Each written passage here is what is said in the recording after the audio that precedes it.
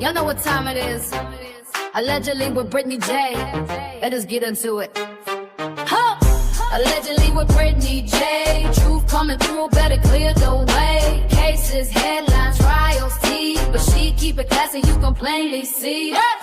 Allegedly with Brittany J. Prayers going up every single day. Mom of 6 with a heart so strong. Real one here, you cannot go wrong. She do not gotta scream, she do not gotta fight. She let the facts talk loud, every move she make. From the missing in the trials to the news that breaks. She bring truth to the table, yeah, that is her lane. She lets people talk, lets opinions ride. Open to the what ifs from the other side. Speculation cool, when the respect stay true. She gives room for thought, lets the audience view. When the lines start flying and the trolls get bold, she do not fold up and she do not get cold. She respond with class, let the record be known. You can keep that circus, she is staying grown. She got family at home and a purpose in sight. Still showing up strong when the days get tight. And she praying for the people when they need that love. Trying to better herself while she looking above. So tune in close, let the real ones stay. It is allegedly with Brittany J. Allegedly with Brittany J. Truth coming through, better clear the way. Cases, headlines, trials, tea. But she keep it classy, you can plainly see. Allegedly with Brittany J. Prayers going up every single day. Mom of 6 with a heart so strong. Real one here, you cannot go wrong. Facts matter, opinions, welcome. Prayers up. Allegedly with Brittany J. Come, prayers up. Apparently, we got people that like to zoom in.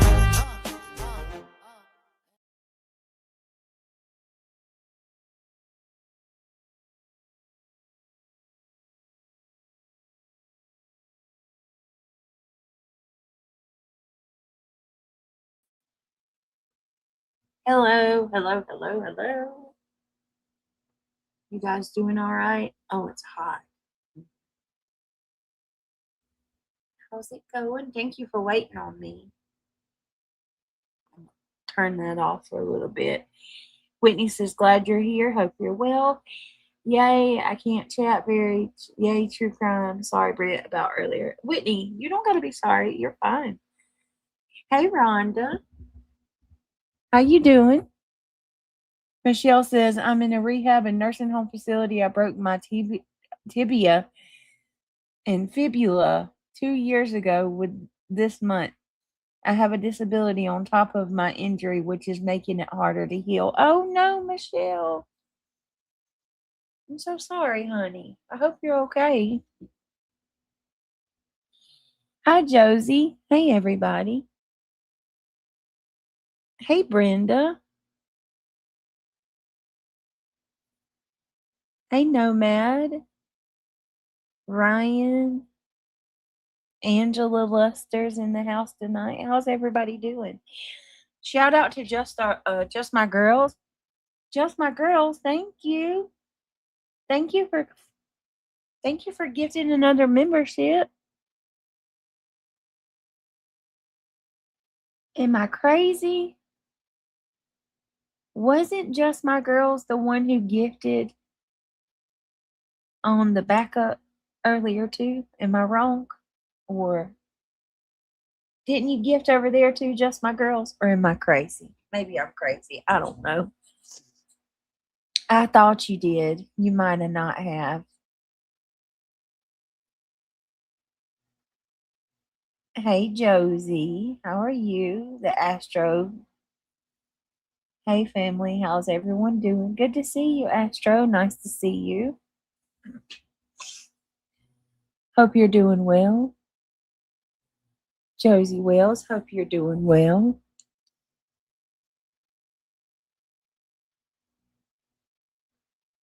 Hey, Ashlyn. Very good to see you.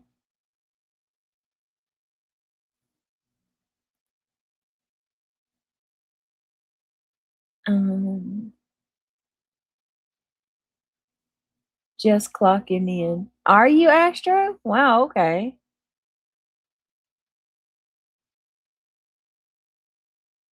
Just a RN. How are you? Good to see you.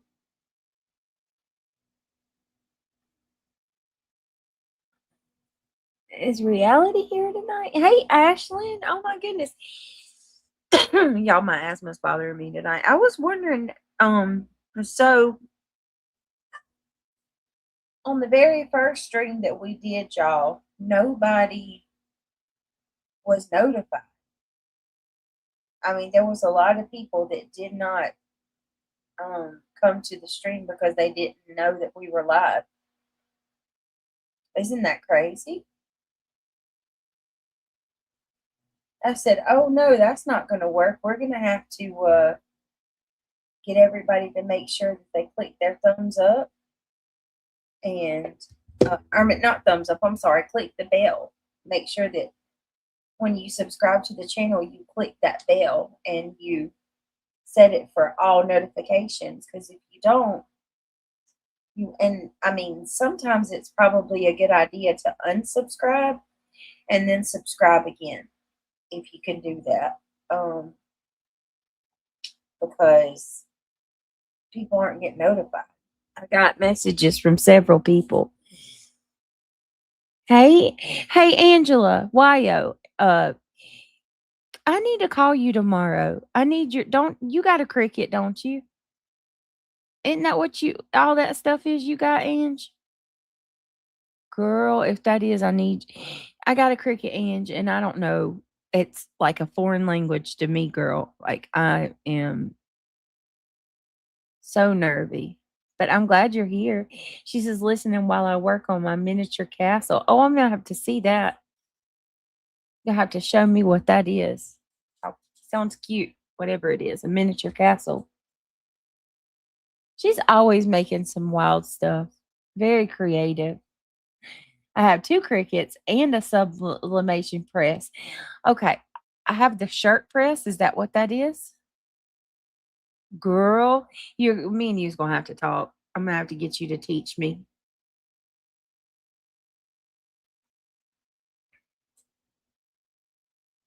I'm behind, but I'd very much like to catch up with you guys. I'm just saying. So I don't know where reality's at tonight, but shout out to reality wherever you are, girlfriend. I hope you're having a good night. Maybe you'll pop in. I don't know, on the weekend. And it's Father's Day. She's probably doing something. But nonetheless, I'm glad y'all are here. Let me get a round of applause for just my girls.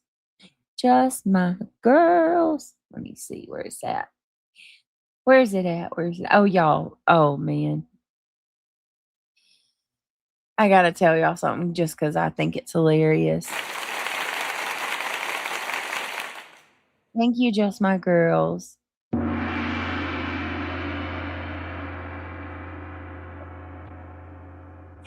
She says, no, I have an actual press.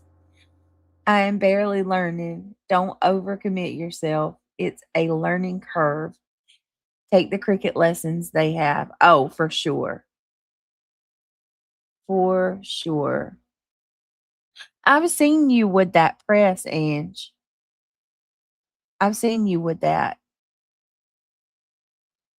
And it looks interesting. Really does. So I'm hoping that I'm going to dive face first into this, Ange, and then slowly get more stuff as time goes on. But I've seen you make some really awesome stuff. Really awesome stuff. And it's fun to watch. So I'm hoping that in time I can do it and people can watch. Okay. I was playing with Emmy earlier. And y'all, oh my God. I started talking to her like Buzzy. That little girl looked at me with eyes as big as quarters. She was like,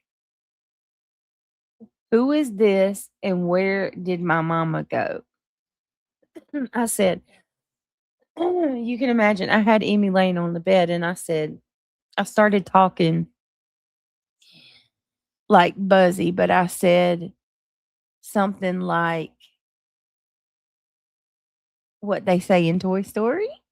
in the part where the claw, I'm talking about the aliens and the little claw machine.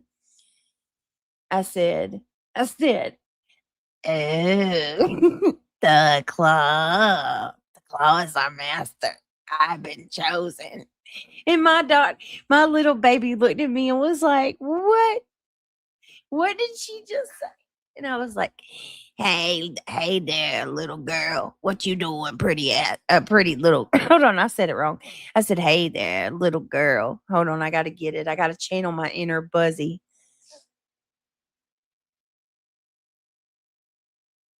We gonna smoke tonight. Yeah, hey there, little girl. How you doing, baby? The claw. She was like, she just looked at me. It was funny, y'all. I don't know. If you seen it, it was hilarious.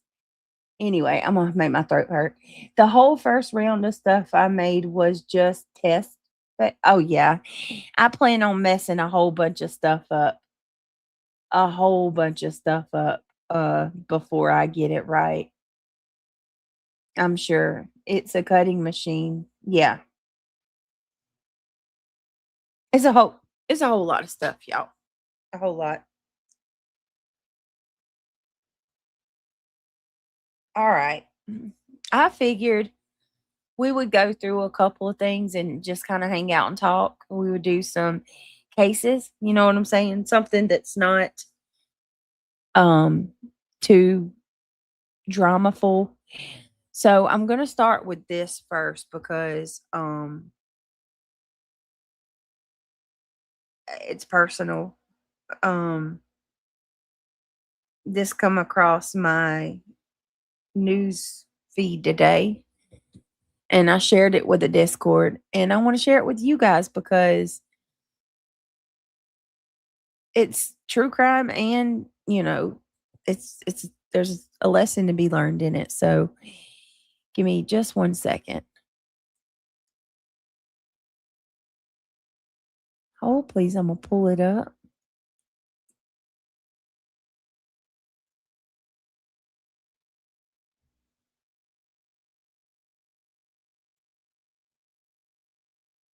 Oh, please.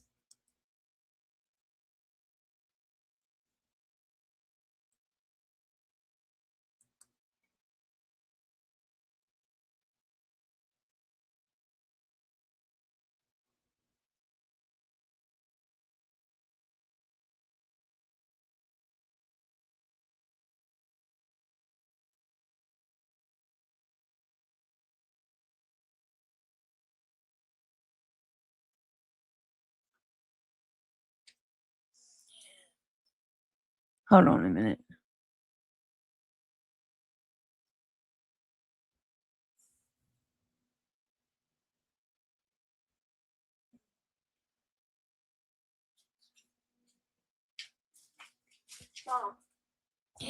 Give me hold on. Give me 1 second, y'all.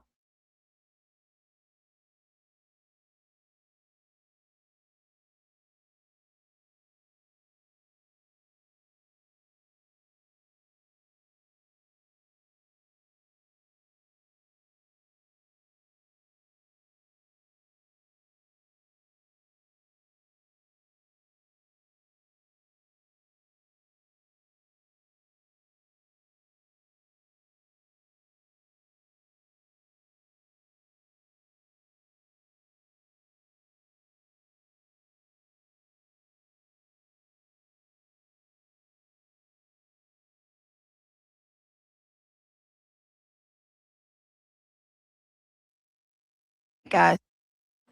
All right, guys, give me 2 seconds. I just got to grab Emmy and then we'll be ready. I'm gonna read a story for y'all out of North Carolina. Oh my God, Bushi, I'm actually a little disappointed in you because you've kind of had a discussion and opened up with us a little bit about your struggles and you got a lot going on in your own life. So I'm actually just a little surprised that you are taking part in, being hateful online when you got your own problems. I just don't. You make that make sense. Please do. All right. Thank you, Buckeye. Just give me just 1 second, y'all.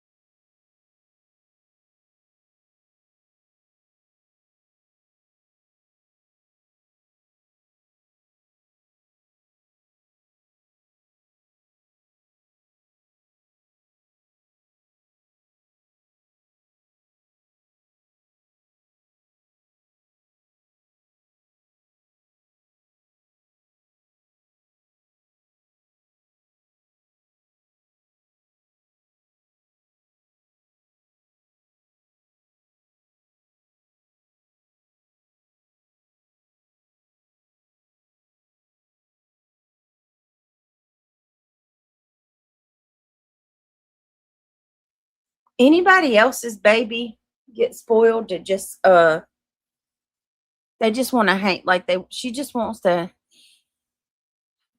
be held with her head, like her head on your shoulder. You know what I mean?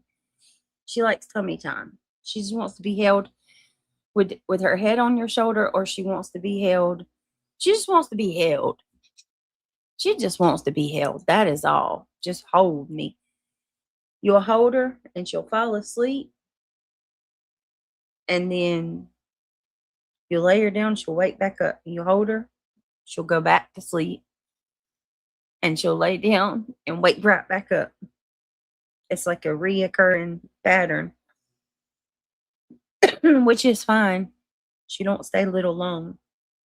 But just wondering if any of your babies are like that. She's looking at the computer now, bright-eyed and bushy-tailed. All right, so I'm pulling up this case because it came across my feed today, and I was like, well, here you go. This is the way they handle things. So let me see if it'll pop up on my information, on my, give me 1 minute. It's a case about, it's a case about a woman in North Carolina, in Cherokee County. She gave birth. 34-year-old Tasha Savannah Eller gave birth to a little baby, and it was born. Hey, say Robbie, good to see you. What's going on, my friend? Well, I know she's a baby, Lee, but I'm saying like babies. Some babies are different. You know what I mean? Like some want to be held, some don't. I had my son Neil did not like being held, believe it or not. Give me a second. What was her name again? I'm gonna try to pull it up on my computer so I could read this to y'all. It was heartbreaking. Tasha Eller.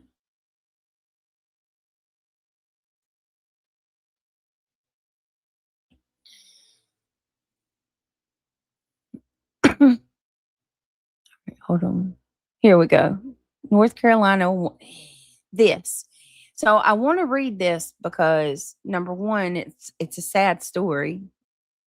And number two, this is what happens to parents, mothers who give birth to babies with DRUGSs in their system. Okay. And hold on. Damn, why is it not? Shit.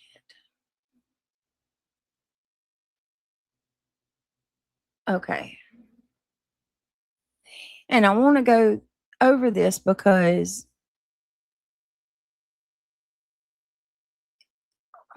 well, I mean, people want to constantly accuse me, but why is it not scrolling? But they need, to actually really look into it. And not only that, like this is absolutely a rise. This is an epidemic, and it's so sad. It is so sad. But I want to make a point about this because people keep saying that my child was born with, drugs in their system. And I'm going to show you that that's not how this works. Okay. And maybe this will make people pull back a little from the false allegations. Right. Ivy says there's a case right now going on where a guy unalived a girl in West Virginia and then set her and her car on fire, and they arrested him in the town where you. Holy shit. Seriously? Ivy, I got to look that up. I think Craig might have sent me that this morning. Maybe. I have to look. Hey, sweet, sweet girl. You love that, Mama. Mama loves you. Mama loves you so much. You sweet baby girl. All right, let me read this to y'all because it's sad. I mean, this is heartbreaking. I hope this little baby's okay, y'all. I really do. So it says deputies in North Carolina are searching for a woman accused of exposing a newborn to controlled substances before birth. The Cherokee County Sheriff's Office says that it has an arrest warrant for 34-year-old Tasha Savannah Eller of Murphy, North Carolina.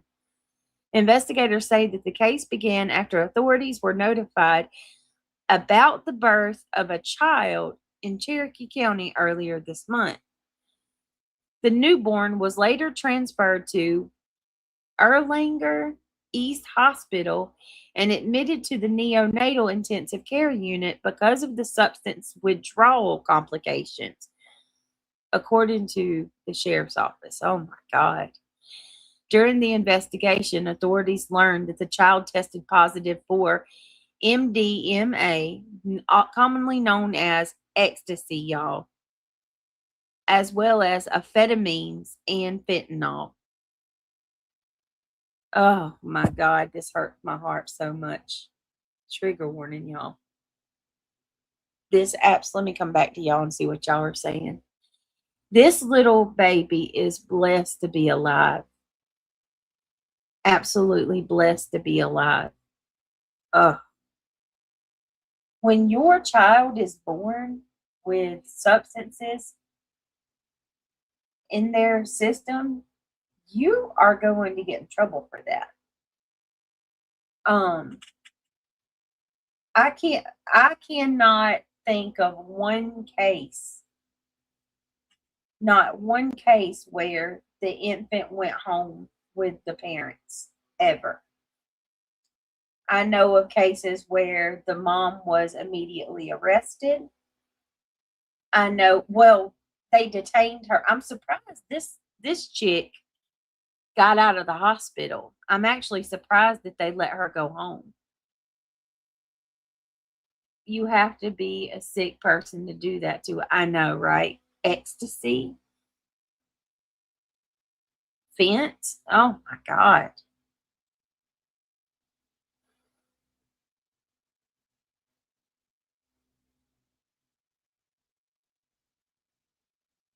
So it's just, oh my God. Let's pray that little baby makes it and that little baby gets a good home. I pray to God that little baby is, given to a family that loves him and wants to raise him, and that little baby is going to be okay. Oh my goodness, that breaks my heart so bad. Oh, it breaks my heart. That poor little baby. Oh, that hurts. I'm just sitting here thinking about it while I'm looking at mine sleeping on my stomach or on my chest, really. And like, I just don't know how anybody can harm a little infant baby. Yeah, hold on a second and I'll read it more to you guys. Wanted to say hi to Bennett. Oh my God. Let me see. Y'all can't even come up with your own stuff. Like it's Lord, I'm so thankful that I have the people that I have in this chat. I can say that the people that come to my channel that watch me on a regular basis, you seem to have a brain of your own, and you can actually, come up with your own phrases and your own terms and your own, like, if you notice, these people have to always repeat what the creator said. Can y'all not can you not think for yourself at all? It's like I can't even describe it. It's like they give you a little bit of crumbs every day, and y'all take those crumbs and just run with it. Please, sir, can I have more? More? Did you say more? Lord. Hello, catch me if you can. Good to see you, boo thing. All right, hold on a minute. Let me lay her down. Hold on one moment. Oh my goodness gracious. Oh.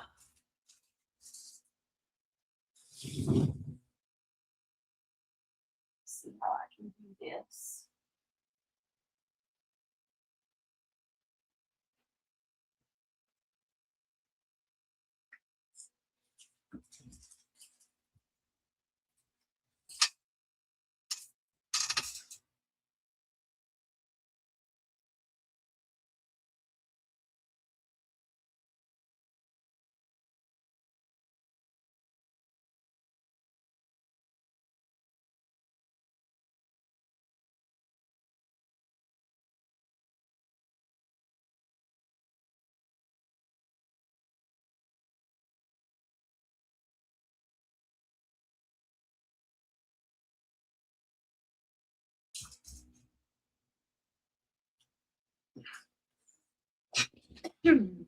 All right, now we're back in business. We're back in business. Y'all ready? Let's keep on going. All right. Let me say hey to everybody real quick because I see a couple more in y'all. Butterflies are free to fly. Hey, girl. All right. Just My Girl says, I know someone that adopted she grew up with many med problems and as an adult turned to substances. So sad. Just My Girls, that tends to happen because addiction, the possibility to be an addict when you have parents that were addicts, it's hereditary. It's absolutely hereditary and easy for you to. That's why I try to be careful about everything I do. I don't drink.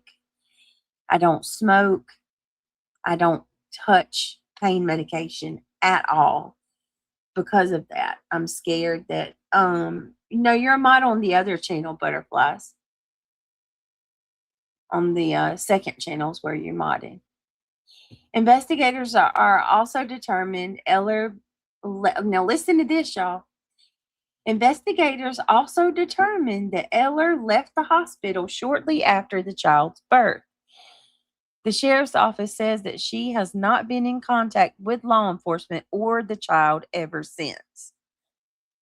On June 11th, investigators got an arrest warrant charging Eller with one count of felony exposure to a child to a controlled substance. Deputies say that they are actively trying to locate her. This is a heartbreaking situation all the way around, Sheriff Chris Wood said. We must hold individuals accountable for their actions, especially when these actions can have tragic outcomes. It is essential and a top priority to this office to protect the well being and innocence of the children in our community. If you know where Eller is, call the Cherokee County Sheriff's Office at 828-837-2589. There's the mama. Oh, God bless. I really hope that she gets the help that she needs. And I hope that that little baby is okay. I really do. So, hey, kitty catty. Good to see you, love. So I wanted to read that to y'all because for selfish reasons, obviously. They keep saying that my child was born with something in her system, and the process of that, what happens with that is if you give birth to a child that and you have medicine in your system, that baby has that in their system. Well, I say medicine, it could be substances like of any kind. Anything that is not uh you know been prescribed to you from a physician, um you're going to get in trouble. You're in trouble. You are 1,000% going to be in trouble. And if by some miracle you're not arrested, you will not go home with your baby. I mean, it's just they will not give you your baby to go home with. So it's going to be one or the other. And if the baby is taken from you, your other babies in the home is going to be taken too. So these people saying that, my child was addicted and I'm on drugs and things like that, they would have took my kids. That's not how this works. So please stop with the defamation, because there are real situations out there with babies and mamas who really do need help, and little innocent victims. There are real situations like that, and it's awful and it's sad. And, we don't, we shouldn't go around weaponizing such a situation like that to try to take a jab at another person. It's serious, it's lifelong, it's heartbreaking, and it just should, you know what I mean? Like, you just shouldn't be throwing jab. And I'm just going to be honest with you. To accuse a mother of, doing substances while pregnant with their baby, I'm highly offended by that. And you would be too. Anybody would be offended by that, especially if you're innocent. So let's please cut the shit already, because it's really happening. As a matter of fact, let me show y'all something I found today. Even more. I didn't even realize it. It's an epidemic. It's an epidemic. Hold on a second.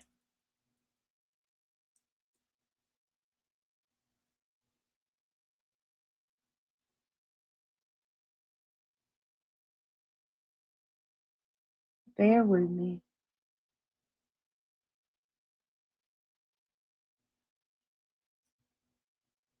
Well, hold on one second.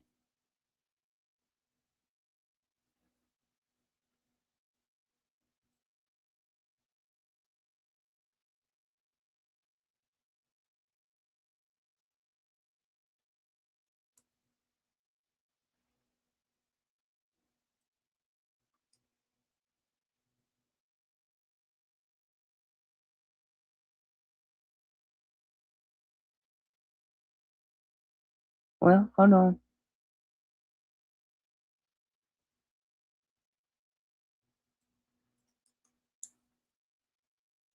See.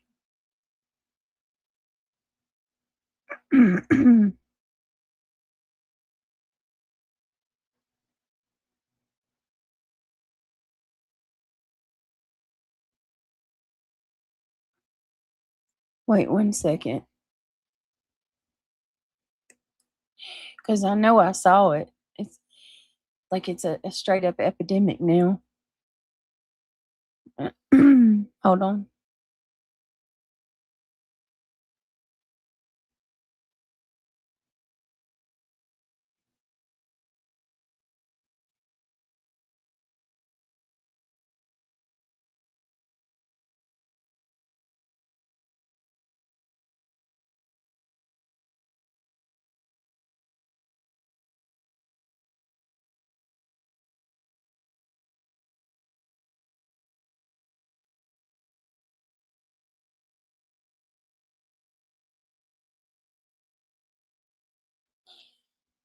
Give you 1 minute.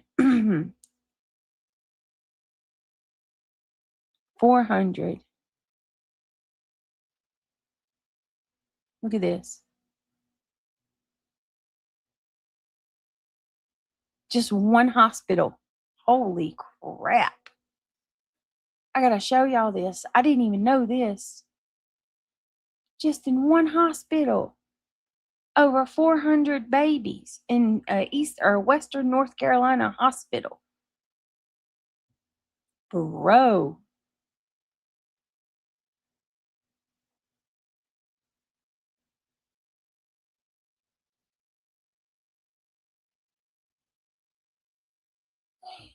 Look at that.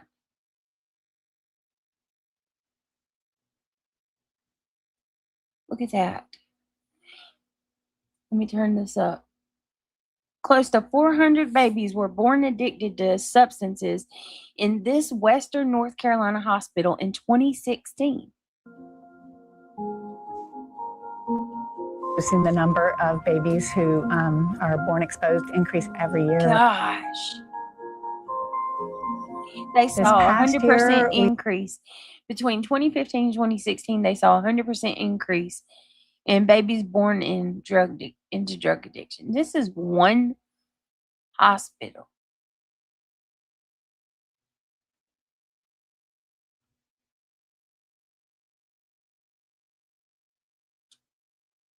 Wow. Wow. We hit almost 400, and that is nearly 10% of the babies born at Mission Hospital that are testing positive for some substance. She says for most babies, it's opioids or a mixture of drugs. Oh my God. Sometimes newborns endure painful withdrawal symptoms that could last months. Jesus. In some cases, we need to treat them with medicine. Sometimes we need to treat them with medicines until they fully get through the withdrawal period. Until they fully get through that withdrawal period. That's a tragic situation. And what we want to do is to be able to see how we can keep the baby safe, but not break that bond between the mother and that baby while the mother gets the help that she needs. Mission Health Hospital is now training staff on how to deal with this increased issue. Oh, God. Access to behavioral health services has been a real challenge in this community and in this region. The reality is there's so much problem and so little solution, so little resources. That's crazy. Let me come back to y'all. Jeez. I saw somewhere earlier where they said it was an epidemic. Like, it's definitely not something to just be slinging around like mud, y'all. These are real little babies, and oh God, it hurts my heart so much. It is so sad. It is so sad, right? And it's like, you don't want to play with that. You don't want to play with that. Ugh, it's horrible. Absolutely horrible. Now let me go on to another. How's everybody? Are you guys doing good? I'm glad y'all are hanging out with me tonight. I know it's late. I wanted to get on a little earlier. I have so much to do tomorrow. We have appointments, and Neely has to go to the eye doctor. Emmy has to go. I have to go. So tomorrow's going to be pretty busy. So I was going to say, I'm going to try to, I am going to still come live earlier. It's just not going to be, I don't want to give a time.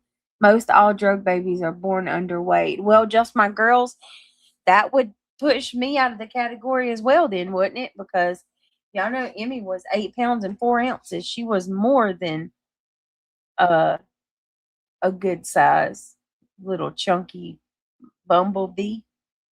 Little chunky little fat bumblebee. She's so chunky, y'all. She's so pretty. Not saying they will not get the baby back, but here they will have to prove the addiction is over before they will. Yeah. Yeah, Josie. I think, and correct me if I'm wrong,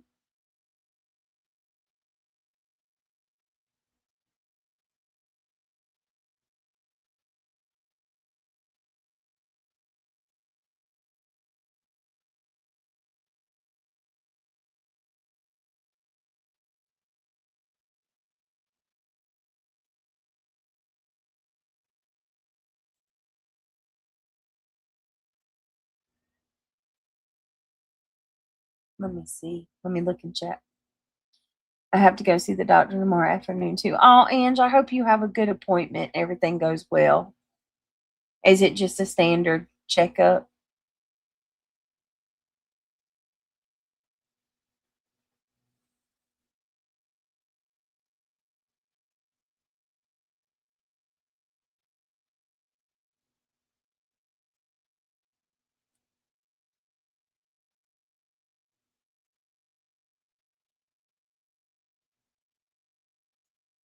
All right. Hang on a minute. They will say something about you tomorrow playing it. Oh, for sure, Brenda. They'll say something about me every day, no matter what I do.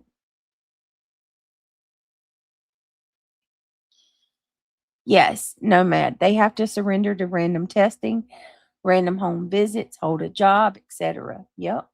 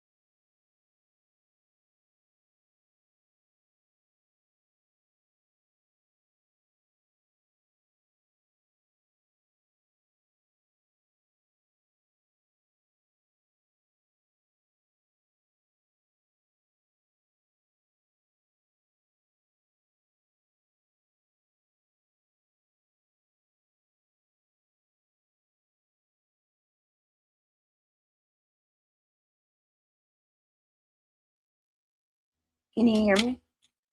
Looking out across the nighttime. Hang on. In my midst of being kicked off of can you hear me? In the midst of me being kicked off of StreamYard, I realized I didn't take my heartburn medicine. I mean, damn it. In the midst of me being kicked off of StreamYard, I realized that I didn't take my blood pressure medicine today or my iron pill. Just Diana, are you here? I'm always staying on her ass about taking her blood pressure medicine. And for the first time since I have been home from the hospital, I forgot to take my blood pressure medicine.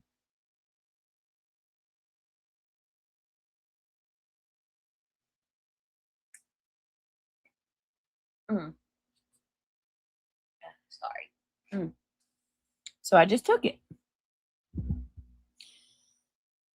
All right. So Ange Carter says, I've always heard it that if folks are talking about me, at least they're leaving someone else alone who might not be as strong as I am. Right. Because I'm a pothole. So keep your head up, Brittany. We see you are a good mama. Thank you, Brenda. Let's give them something to talk about. Hold on. Let's see if I can do this. Let's give them something to talk about. I can't do it. I was going to try to sing like I can't do it. All right, I'm just going back in. Most of all the drug are born underweight. After you see that. Okay, let's keep going. What is up, Ben George? Ben George in the house? I comment on other channels and they need blood pressure medicine. Oh Lord. Well, Ben, you don't make my blood pressure go up. You don't ever piss me off. I think that's what you're trying to say, but I'm not sure. But how are you, Ben? And I gotta tell you, happy Father's Day, Ben. I hope that you had a blessed Father's Day today and everything went good for you. Well and blessed. I hope you got to spend lots of time with your son and your grandbaby. It's good to see you. Nice to have you back in chat. Nomad said that's how they do it here in Alabama. My son's bio donors don't cooperate. That's how I got to adopt him. They finally just signed off to any rights. Their tragic lifestyle became a blessing. Aw. Nomad, I did not know you adopted. Interesting. You did have a good day, Ben. That's great. I'm glad you had a good Father's Day. What's up, John Treadway Studios? I'm going to say it like I said over on the other channel. Happy Father's Day to all the daddies out there, and happy Father's Day to the mamas that's doing both jobs. I hope you guys are all having a fantastic day, or did have a fantastic day. Those burgers are in the oven if you get hungry. All right, let me see. Hold on. Look through my list of cases.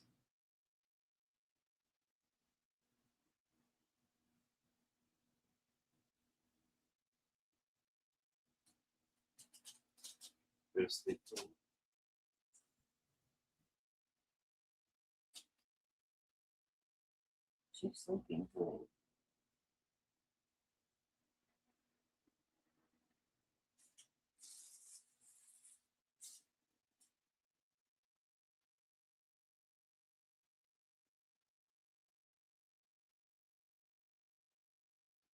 Hang on, y'all.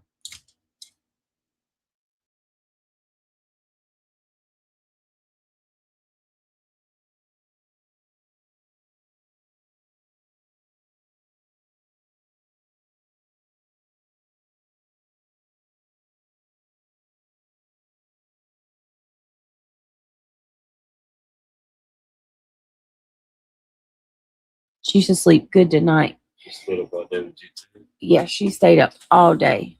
I think she took like maybe a cat nap or two. All right, y'all. Hold on. I'm going to pull up the next. Let me see.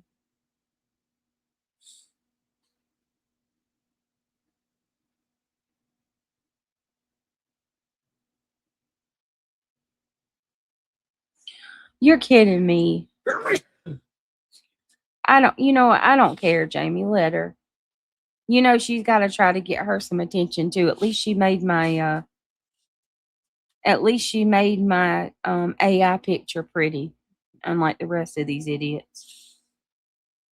All right, hold on, y'all. I'm trying to find the next case.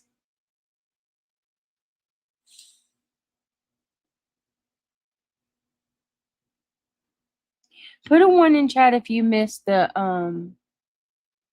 live on the backup channel, because Mandy made a little video here. I'm going to share it real quick. It's just a cute little video.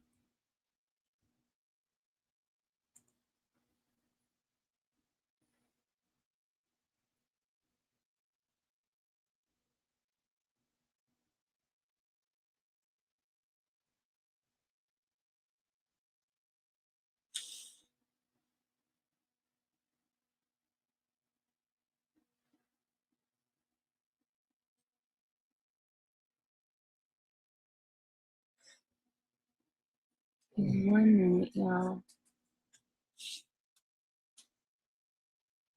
Oh, please. It's a woman here. All right. Okay, here it is.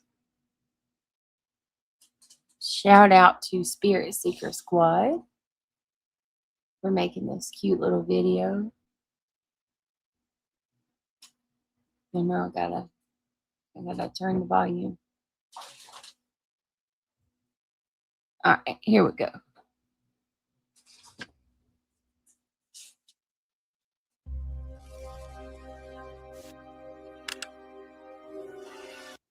Wait a minute. Shoot, I didn't mean to do that. Hold on. Let me go back. It says, how do trolls get their info about Brittany?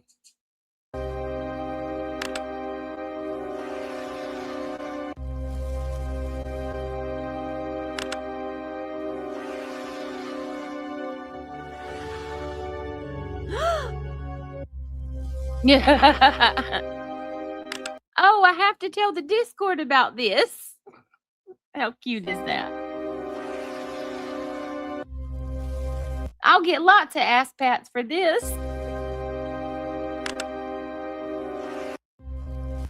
Is that the cutest thing ever? Mandy made that Spirit Seeker Squad. Shout out to her. I thought that shit was so funny. She's like, by the way, I don't use Ouija boards. And I was like, I know that. I totally know that. I get it. These weird people probably do, but who knows? Who knows? I thought it was cute too. Right? And the fact that she used a troll, like a legitimate troll to do it. I adore her. She's so funny. And such a good friend too, by the way, y'all. It is. Okay, so there's 200 people here. It is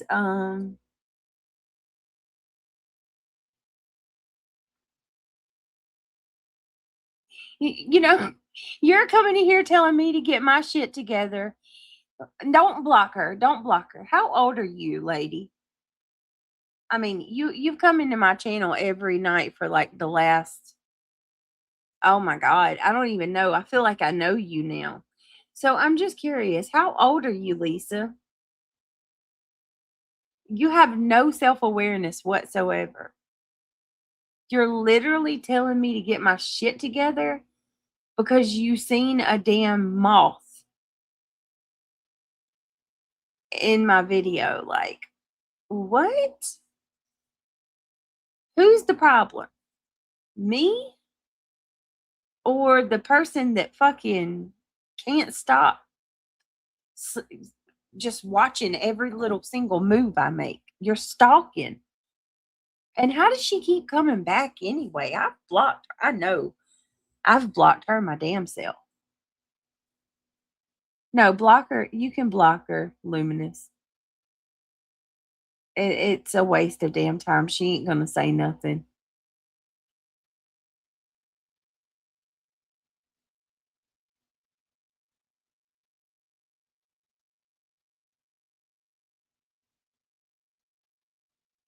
Lizzie, who needs to respect you? What do you mean nobody's listening to you? What are you talking about?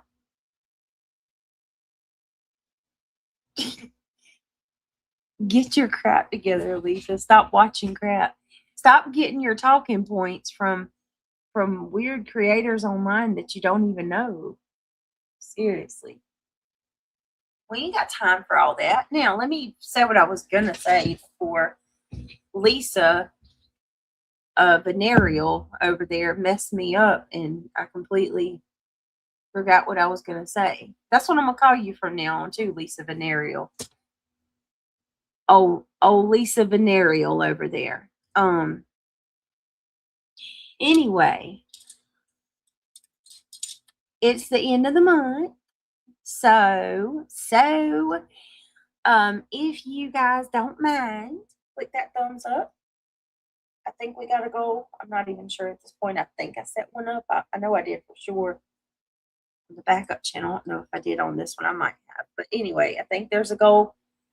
And if you want to become a member or support the channel, you know the deal. I appreciate you guys so very much. One of these days, we'll be able to stream without people freaking coming in here, taking jabs and whatever else. But until then, in the meantime, in between time, we're just going to keep going and rise above it. So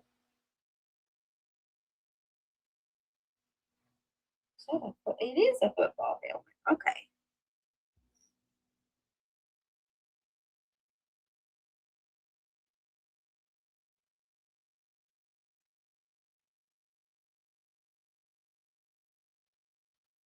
I'm seriously not going to spend my night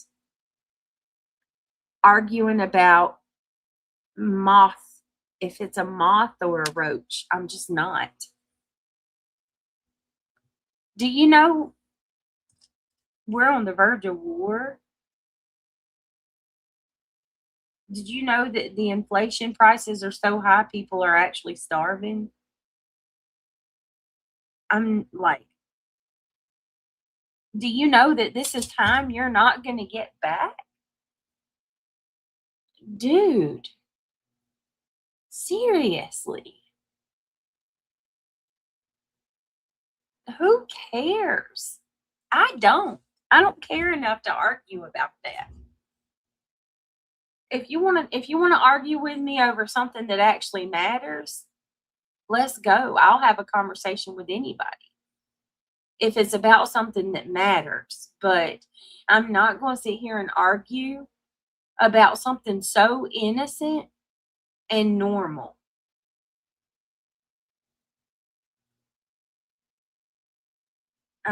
Like they turned a mountain into a molehill.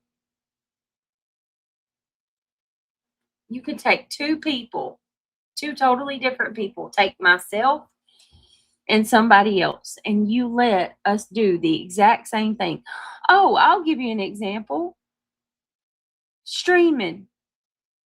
There was a creator that just uploaded a video yesterday while she was driving.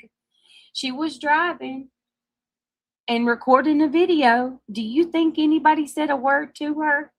No. I'm not saying that people should. I think people need to leave everybody alone. But I'm just saying it don't matter. It does not matter to people unless it's somebody that they actually, you know what I mean? Like this person was streaming and driving and I went and read the comments and not a single person said a word.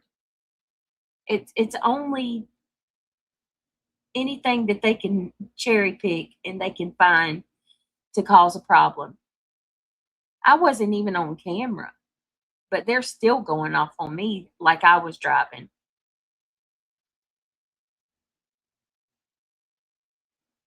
Hey, stay humble. Good to see you.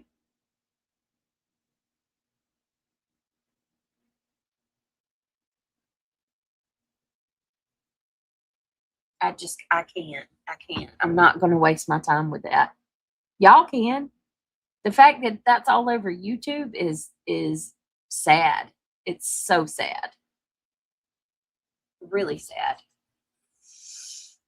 All right. Hold on, guys. I just want to kind of just hang out. I don't even want to.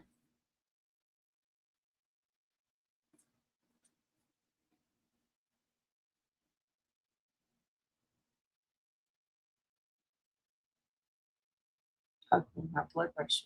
Oh. All right, give me a second. I'm gonna go to. Let's talk about some Mackenzie Sharilla. There's some more. Her mom, Mackenzie's mom, did an interview. I think we should go over that. I think that would be good. We never did. Hold on, guys.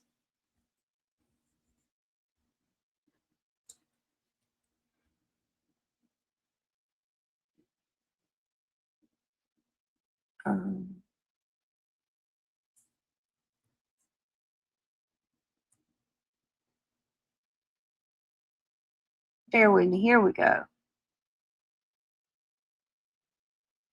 Okay.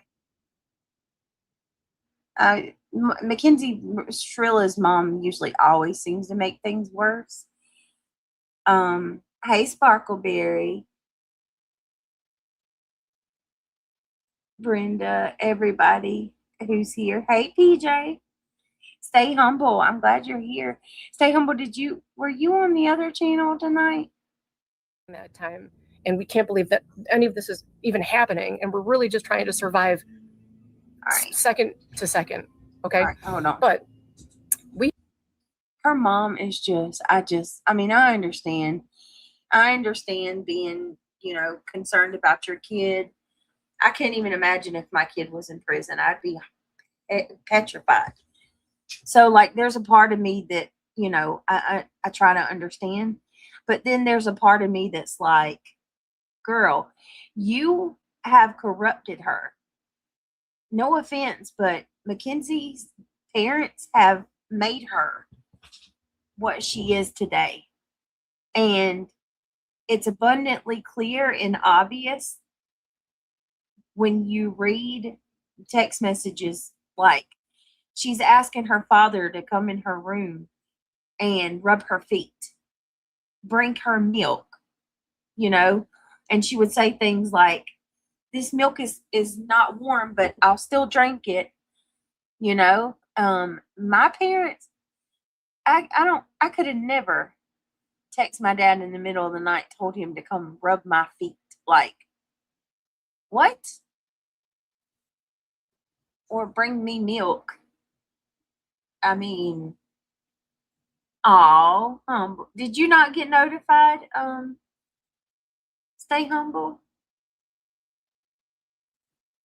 Sparkleberry, I gotta send you the Discord link. I keep forgetting. I'm so sorry. Thank you, PJ. We are using fair use. Have you guys been keeping up with this case? I haven't kept up with any of the developments that's come out lately, but I'm actually shocked to see that Ivy Rose Knows, which is a lady that I have watched covering the Gypsy Rose case. She actually believes that, I don't know if she believes Mackenzie is innocent, but I've seen her say she believed that. She said she basically believed that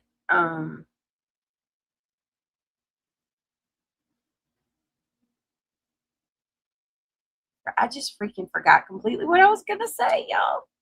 Daggone. I'm losing my mind. Oh, she believes that Mackenzie really did forget the events of that night.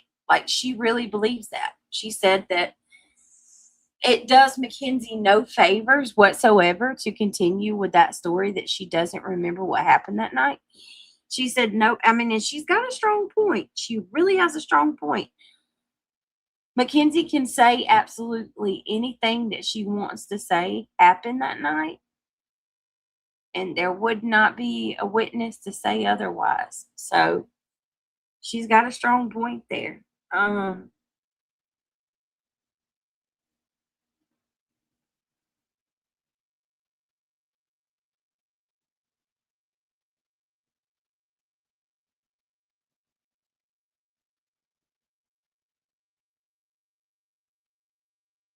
Yeah.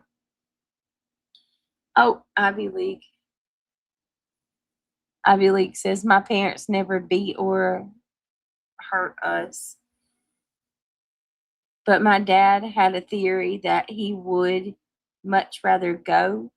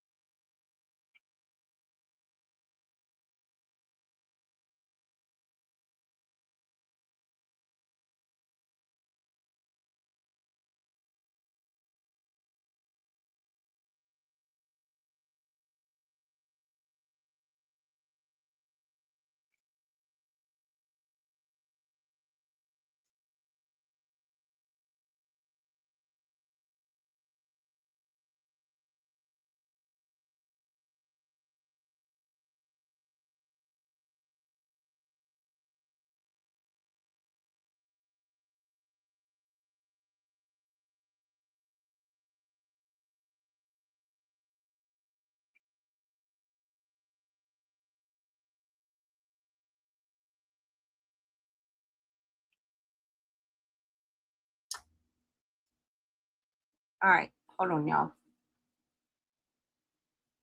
I swear we're twins. Who, Luminous?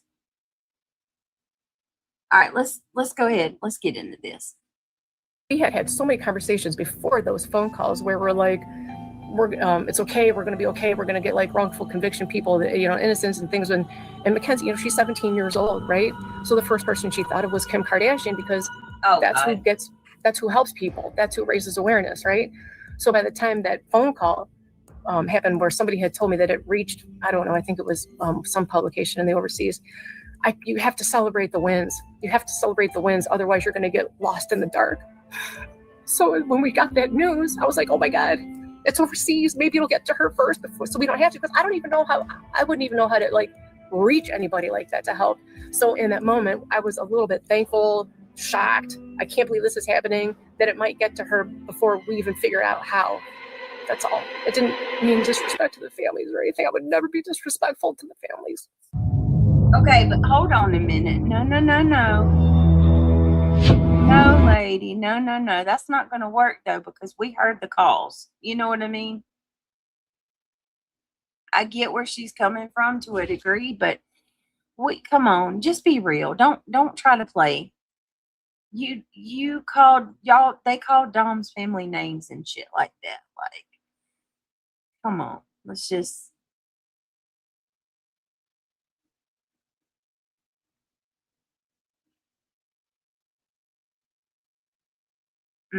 Nope. They made fun of they called, what was it? Her and Mackenzie were calling Dom's family stupid, and they were calling them all kind of names. Remember that, y'all? Good night, Josie.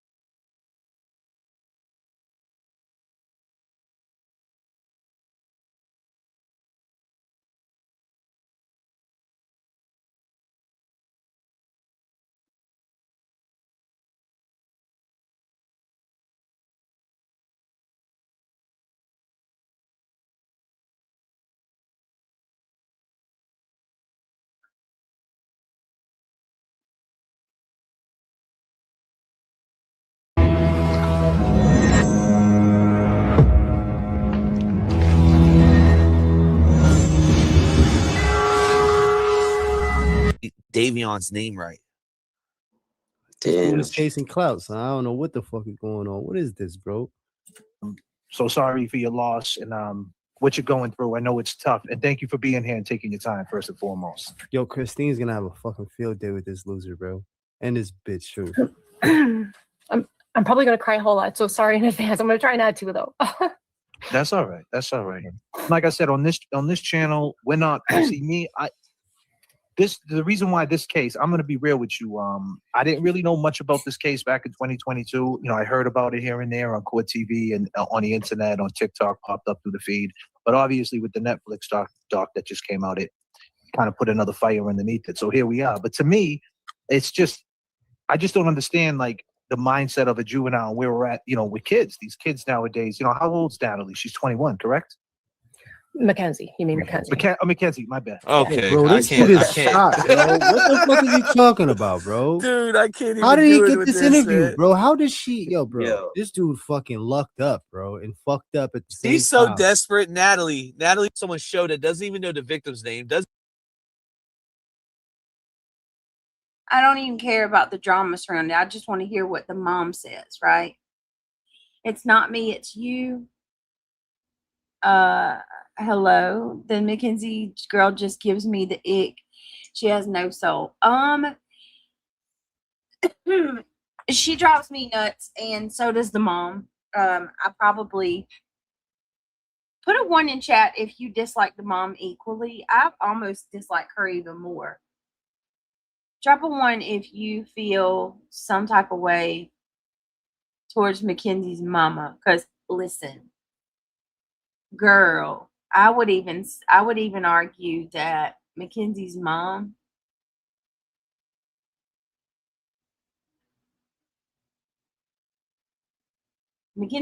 just is like, she's an enabler, but to the degree that she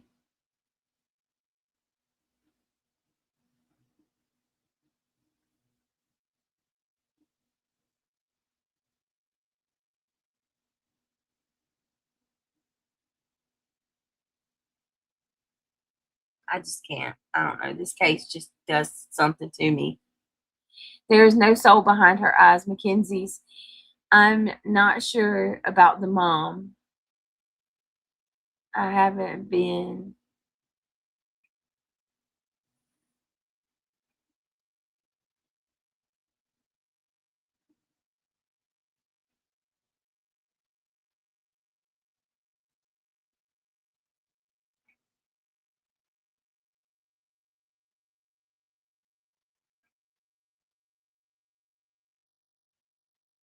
Yehuda, there's my girl, Rhonda. There's no, yeah, I'm with you. Yeah, you gotta get more into it. It's not me, it's you, and you gotta see more of her mama. Her mama is a busybody just causing all kinds of problems. Good night, it's not me, it's you. Hi, Britt. My baby is the same age as my membership, 19 months. Oh my goodness. Guys, I don't know what I was gonna say. I was gonna say thank you if she gifted a membership. She just did her membership milestone. Thank you so much, Yehuda.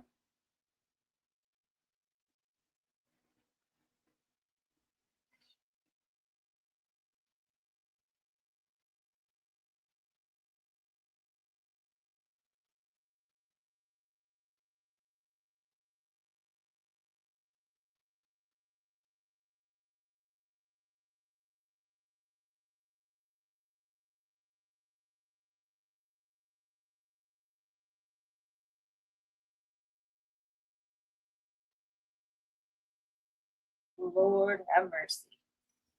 Hey, Otto. Hey, just the RN. All right, let's go. Let's do this. Yehuda, I adore you. I can't believe how big your baby's getting already. My goodness, 19 months. All right, let me get Yehuda real quick, y'all. Hold on. Thank you, Yehuda, for being awesome. No, not the screaming man. That's your gong. We'll get you a train. And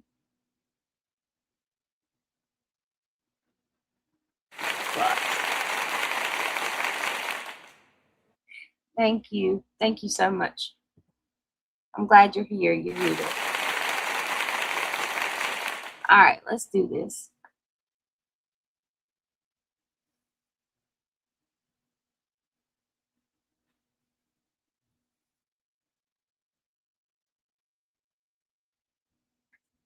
All right. I tend to agree. Wait a minute. I had a girlfriend who was a pathological liar. Yet, well, I eventually found out right who she learned it from, her mother. Oh, well, there you go.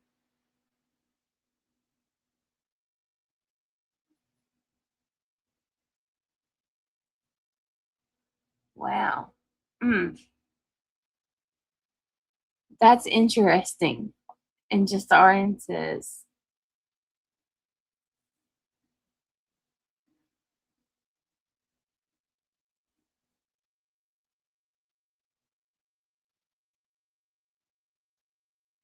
goodness gracious. Yehuda says, hi, everyone. Miss so much. So busy lately. Kids finishing school tomorrow. Even more busy week ahead. Wish me good luck. Day camp starts next Wednesday. 8 days with 4 kids home. Oh, you got this, girl. You totally got this. You're gonna dominate. You're gonna be just fine. She said, I don't know how you people do it with kids all summer home, but I guess what I don't know. She says, but I guess you have smartphones, tablets. My kids have no technology, so playing is outside is the inside. Playing outside or inside is pretty much it. Well, I can tell you, I commend you for not allowing them to have any electronics, Yehuda. That's actually amazing, and that is a commendable thing for any parent to do in this society, considering, that's all the rage now. Like, all parents are giving their babies iPads and tablets the minute that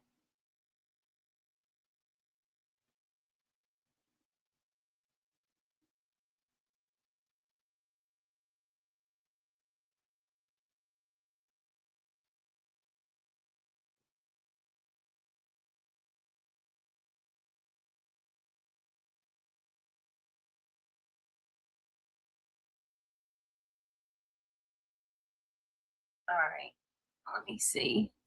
It always makes me happy to see Yehuda here, because I know that they've tried to start crap with her too. It's good to see you, Yehuda. Yes, Ivy. I agree. Hey, Josh Duncan. Good to see you. Otto, it's good to see you. Otto says the DA was watching.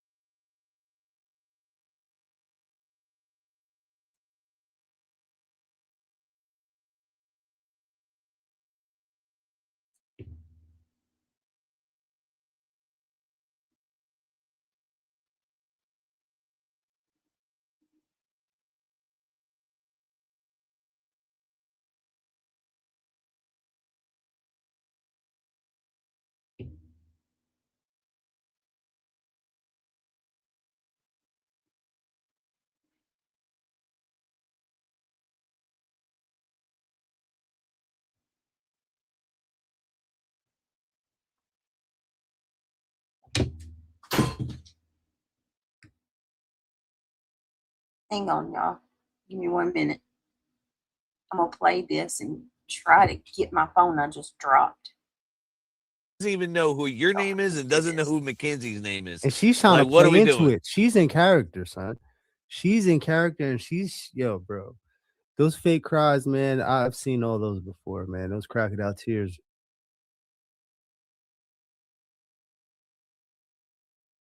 Not that it matters, but I don't think she's fake crying. I do. Just to be fair and give my unsolicited opinion on it, I don't think that Mackenzie's mom is fake crying at all. I genuinely don't think she's being fake at all. I think she's just an overly invested mother who has spoiled her child entirely too much, to the point where her kid this is prime example of what will happen to your child if you cater to them too much. You cannot spoil a kid like this. It'll destroy them. Not saying that it's her mom's fault what Mackenzie did, but I think anybody can agree with me that we are products of our environment, and Mackenzie Sharilla is 1,000% a product of her upbringing. And all you have to do is listen to the way she talks to her mom.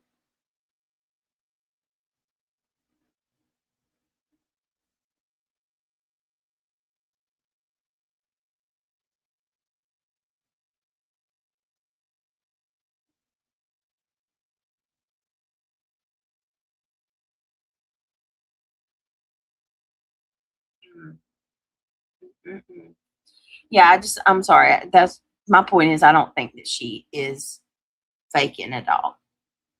Man, they used to sell those as tears.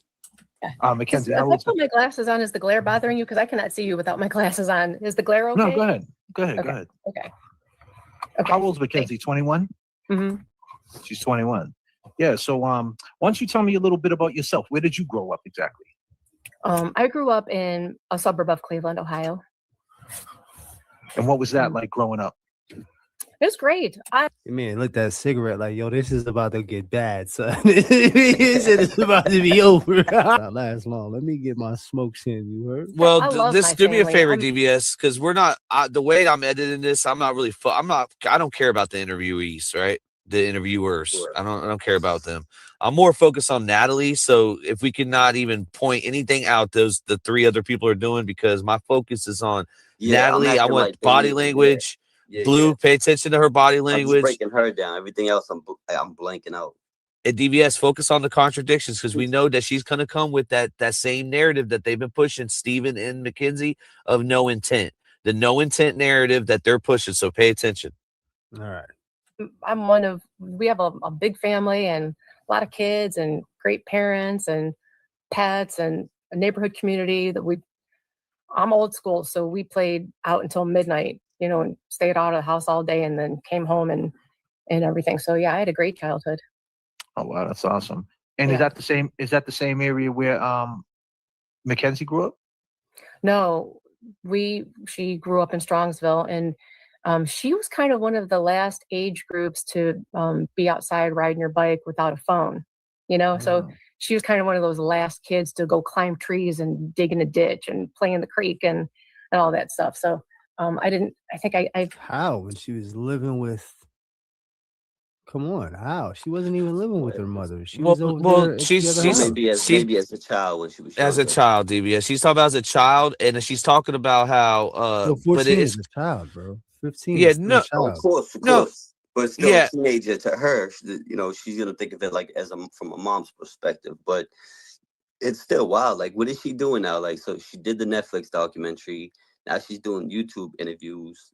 She's trying to get money. She's trying to get fame. She's trying to chase clout. She's trying to push a narrative. What's her end game? What's her angle? I don't think they have an end game, Ronnie. I think they're not really thinking longevity. I think they're thinking for the now, and they're fucking up because they're playing checkers, not chess.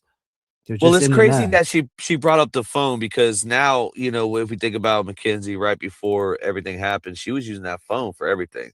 That phone, she was selling her with the feet pics. She was selling vagina. She was, she couldn't stay out of that fucking phone. So it's crazy that she brought it up.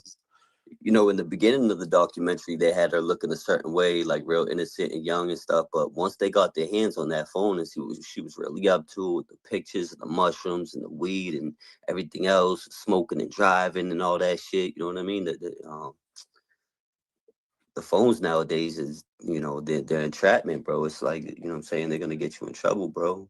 Yeah, don't tell on you. I ended up getting her a phone when, you know, it's rough when kids, this whole cell phone thing was rough because we started getting rid of landlines. Did you guys ever go through that where people started getting rid of their landlines, right? Oh yeah. So, yeah. So if you have a child who's out riding their bike all over the neighborhood, and they're at a friend's house, they can't call because there's no landline, right? And especially if you have a little, well, not a little kid, but of age riding a bike around the neighborhood, especially a little girl, it's a scary thing if somebody approaches them and they have no means to ask for help or call stuff. I mean, I gave her like a whistle to blow and stuff, but the thing is, when you go to a friend's house and they want to call me, they can't. So they have to use the mom's cell phone, which is kind of weird, right? For a child to ask somebody to use their cell phone to call me. So we end up having to get her phone just like to ride around the neighborhood and stuff. But she was one of those last kids where you always knew where all the kids were because there was a bunch of bikes in the yard, you know, that kind of thing. So yeah. Was there a lot of crime? Was there a lot of crime in that area? No. None? Not at all. Where she Very grew safe. up? Yeah. Very safe. It still is. What's the population over there? Do you know off the bat? Well, it's getting a lot. Like there's a lot of new buildings and structures that are being built and shopping plazas. Hold up. So he's asking the wrong questions. He's asking about Strongsville. Strongsville, we like. If you could just type in Strongsville, you know that's the only crime that was going on was actually Mackenzie and that friend group, right? And that's in county because the criminals out there, the crime rate is not that severe. You know what I mean? Damn, I'm over here talking away and I'm muted. It's actually not a really bad place where they lived in Ohio. Considering it's really, really not a bad place. So Mackenzie, what happened with her and then them wrecking or whatever? I agree with that 1,000%. Did somebody say that? Doing weed or being a dealer doesn't make your life any less valuable or give someone the right to take it 1,000%. I agree. That's exactly why I said that I was not gonna go over the drama that Davion had with his mom because I just don't see.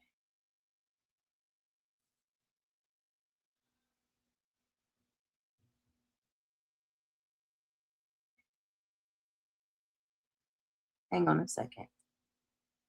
I just don't see the point in bringing up.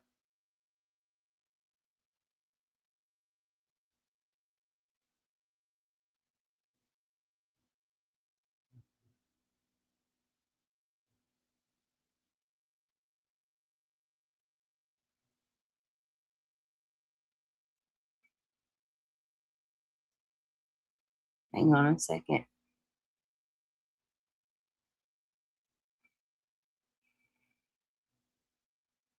Is this not wild?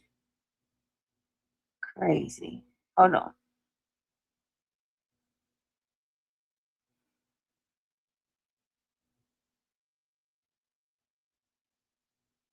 Yeah, but it was not that bad in Strongsville.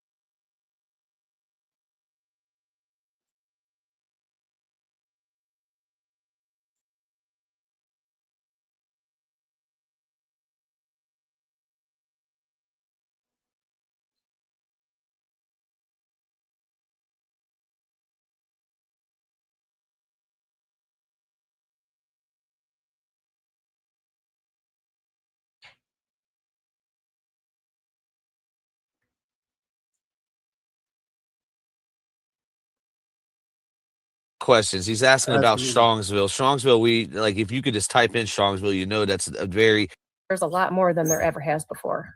lose their job like Steven did. And that's another thing that came to my mind right away. But I don't know, bro. The old school player in me is just like looking at this like, what is her angle? All right, Like, I want to seems like hear she's her. having some Let's fun. go. She's kind of Come on, flirty. I don't guys. know. We don't care about that. Not me. Yeah. 20, 30 minutes away. Oh, okay. So she Everything. got access to the city. Hold on. You mean the Cleveland, like downtown? Cleveland. Yeah, to the main part of Cleveland, right? Yeah, Like everything downtown, is 20, 20 30 minutes away. Yeah. Oh, okay. Yeah. Does she hang out over that way? Does she go into Cleveland, into the city at all? I mean, Or does to she take stay in her pictures city? What? I don't sometimes understand his and things questions. Like, that. where are you going with this, dude? He sounds like a newly found detective that's going through the textbook shit. Just like what we're trying to build a case here. He's So- interviewing her like she's a prison YouTuber. Well, he looks a little like he's unsure, and I don't think he really understands the case. I think he's just going through whatever bullet points that he's used before. He's just using the same formula from the last time, because the fact that he messed up twice in the fucking first 30 of victims as well. Like that. There's a lake, we're right by Lake Erie, so we would go see like Rocky River Lake and the Edgewater Beach. So how? And maybe later on it'll be something to tag on to, or it's just a distraction to just divert your attention somewhere else. Herself, she did really well, but she got average grades. Nice. Yeah. Yeah. I mean, hey, you hit the bumpy roads for sure as a teenager. Mhm. So we're right in that pocket right now. Kev, you want to ask her anything? Yeah, I mean, no, I mean, I see. I mean, I can understand a lot of it. Like, I mean, growing up, and like you're saying, the era of no landlines. I mean, things were just changing for a lot of us. Yeah. I mean, and even for us adults to Okay, adapt to so it as well. respectfully, fellas, what does Right. this have to do with Mackenzie Sharilla killing her boyfriend and her best friend? We all grew up through that. This little dude, we talk.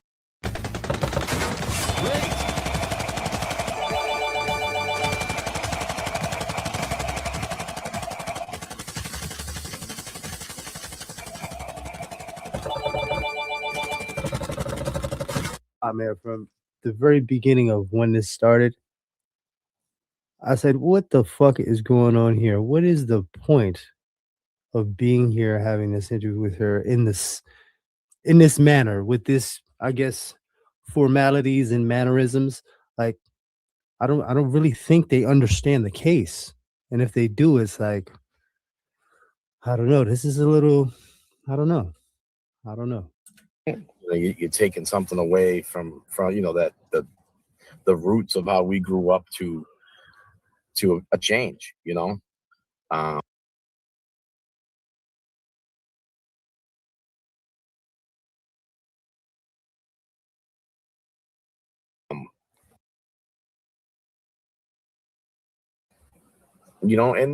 the schooling, I can understand. I mean, sometimes like what it sounds like is maybe she just kind of had that reputation as a little tough to manage. You know what I mean? She was she'd voice her opinion. Okay, let's do a drinking game, guys. Every time he says we're gonna take a shot, or every time he says we're gonna smoke take a hit of the blunt or a bowl pack something. Because dude, he did. What is he saying?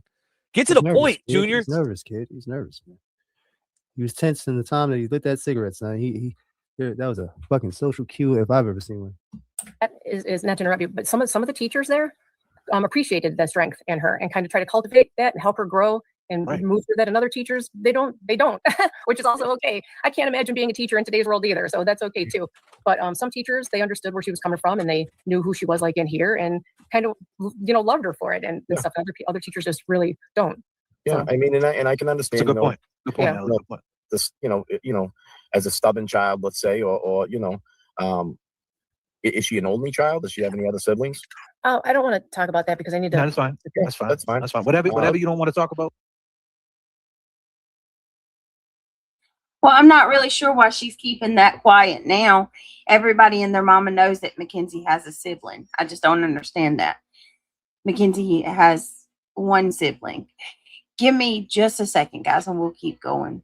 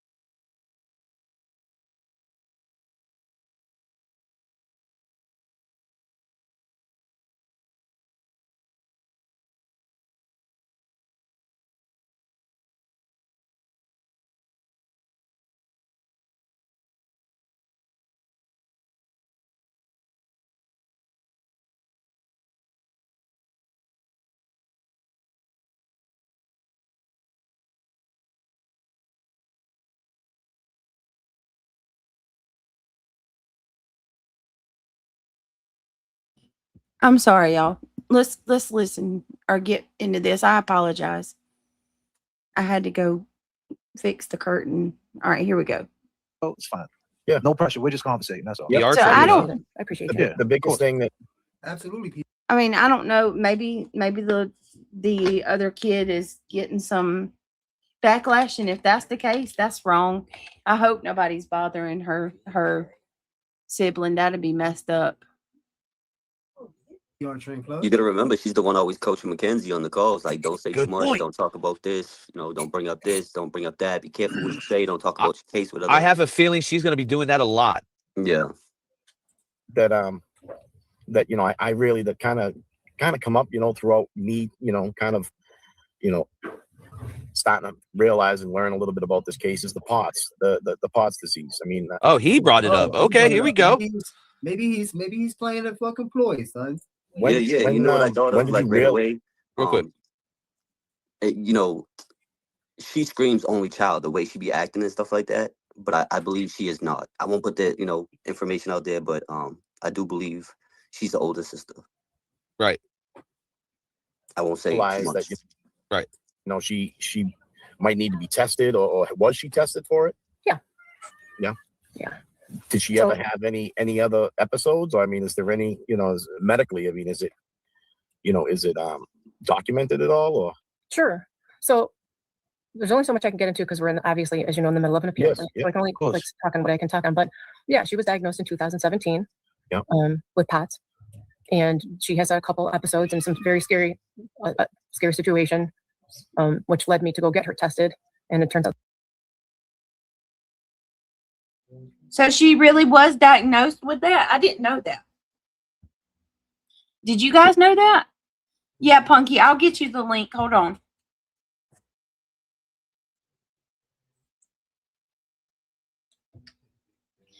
Get out of my chat, Zane. Oh my God. I don't know what it is about these people that feel like they have to do. Oh my God. Go fix your hair. You have the ugliest haircut. She does. She looks like shit. There, you got what you were looking for. Go cry. Go cry and make a video. You got some attention.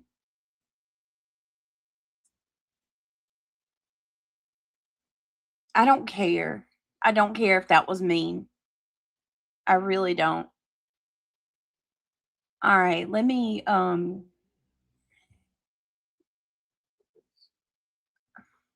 we always give credit.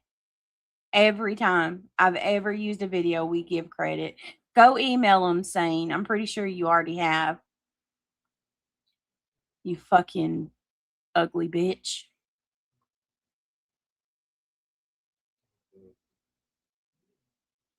Go make another video about me or Craig.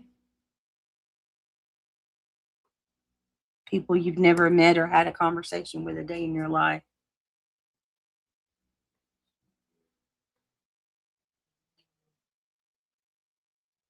What do you mean, just the RN? Fix what?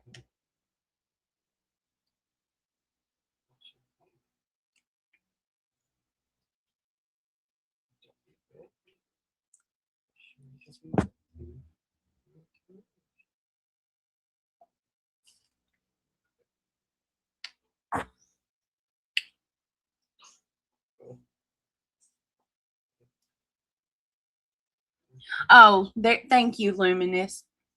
If she looked up a little higher, she'd have seen it. Well, let me tell you what she did, Luminous. All she did was she seen Punky asking for the link and just automatically made an ass out of herself and assumed that we didn't share the link like we always do. It was just another reason to come in and say something.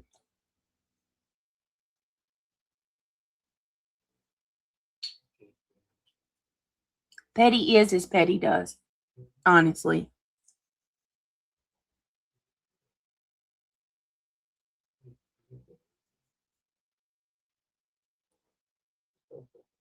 All right, let's keep going.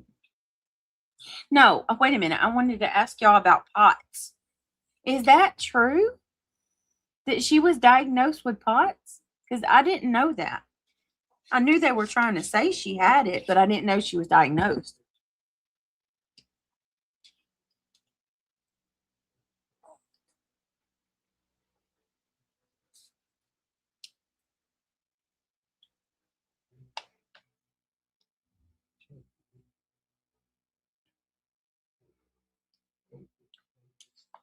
Ange said, what an asshat.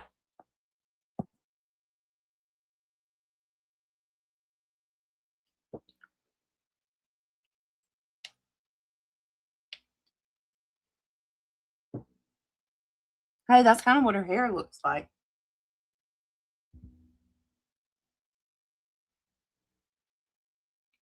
I heard there was no official diagnosis. That was what I heard too, right? I guess I'm trying to clarify for myself and for the sake of misinformation, because I feel like that would have been a major point of evidence in court.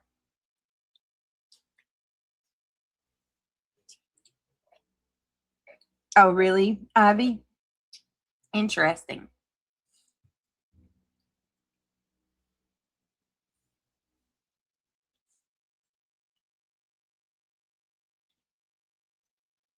Okay, hold on a minute. Mona Lisa says it's not correct. She was diagnosed. So she was. I'm going to have to look it up just to make sure we're right. No offense to anybody. It's just that. Yeah, rapper. I'm about to.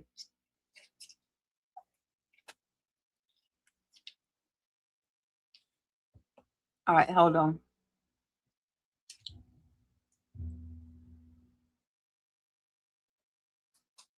What did Ange say? What are you doing, Funky?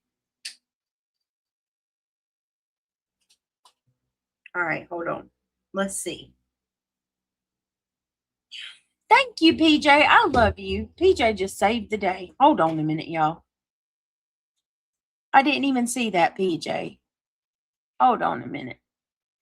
We're going to watch the original because no offense to these gentlemen. It's a interesting stream, but I want to hear the straight interview, and I couldn't find it, but PJ found it. PJ, how'd you find it?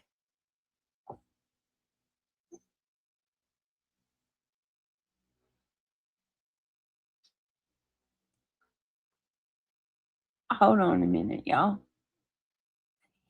Hold, please.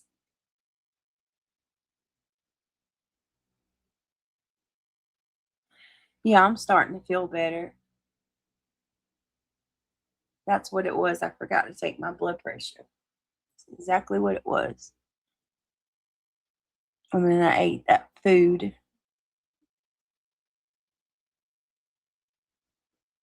Give me a second, y'all. I'm so sorry. I'm trying to pull it up.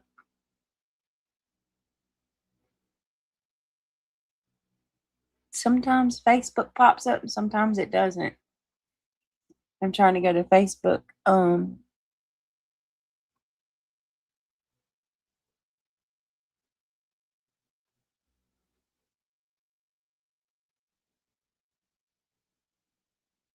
Yeah.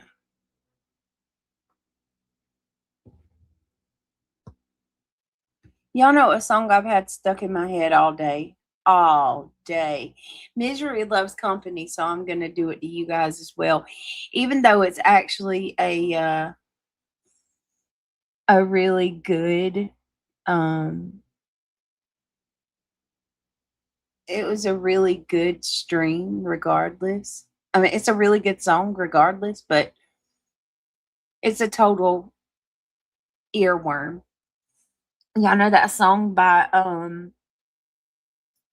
Miley Cyrus? I can buy myself flowers, write my name in the sand, talk to myself for hours. Yeah, I've had that shit stuck in my head all day. I can take myself dancing. Oh my God. There you go. You're welcome, everybody. Now you can have it stuck in your head too. I can buy myself flowers. Maybe now that Misery Loves Company, it'll go away. I've literally been singing it all day. Oh, thank you. Thank you, Spirit. You're the bomb. Lord have mercy. Y'all both did. That's cute. Thank you.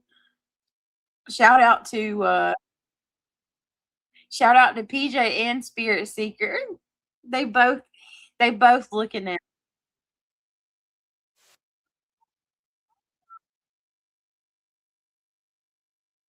All right.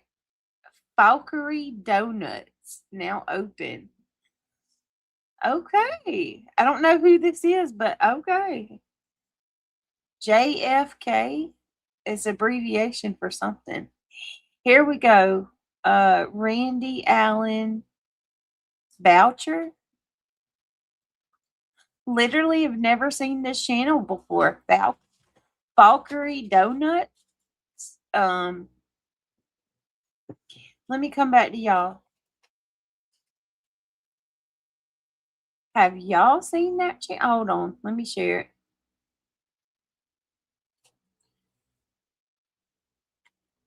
Have y'all seen this channel before?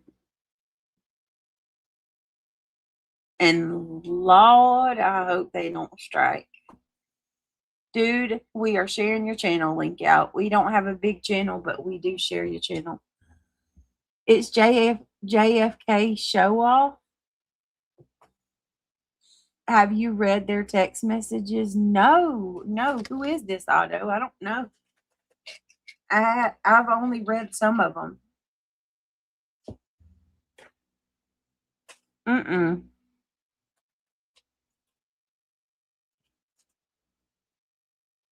Pink Pony Club.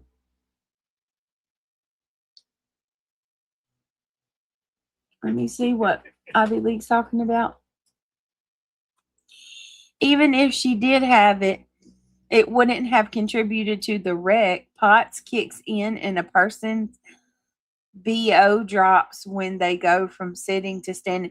That's what I was going to say. So, say that POTS did kick in. They said she never braked. She never braked before she hit the wall. If POTS kicked in, wouldn't her foot have gone off of the gas? Because you would have to apply pressure to your foot to accelerate and we're talking about 100 miles per hour. If POTS kicked in, wouldn't she have gone limp? I don't understand how that would contribute to. I don't know. What do y'all think? Because I feel like if I fall asleep at my computer, which I'm known to do a lot, I'm not going to, like, if you're driving, you're no longer gonna apply pressure to the gas, would you? If you pass out? I don't know what you're talking about. Did you? Mackenzie, the one who slammed into the brick wall at 100 miles per hour with her boyfriend. They're trying to say that she's got POTS, which is a condition where you just pass out.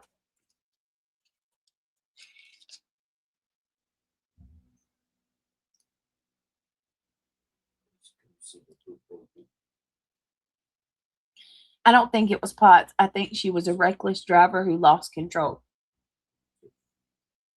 Whatever it is, she claims she don't remember. So,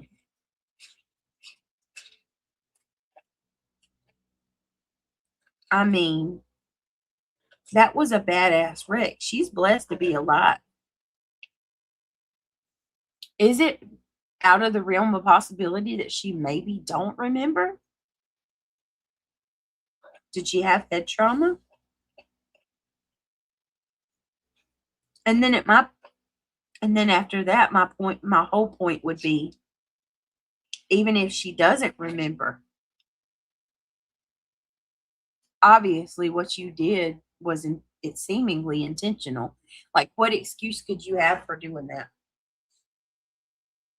And it doesn't help that her and Dom were fighting a week prior to the wreck, and she threatened to wreck the car then.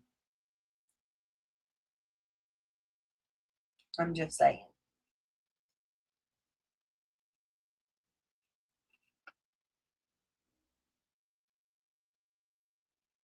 I wonder if there's a way to get Greek yogurt more, like, to have less of a tangy taste.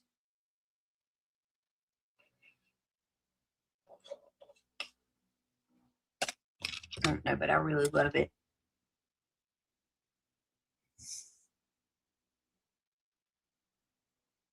Everything said in here comes back on Brittany. Oh, it sure does. Good God, does it.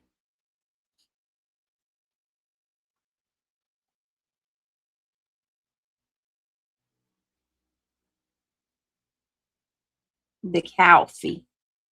It's the Calfee.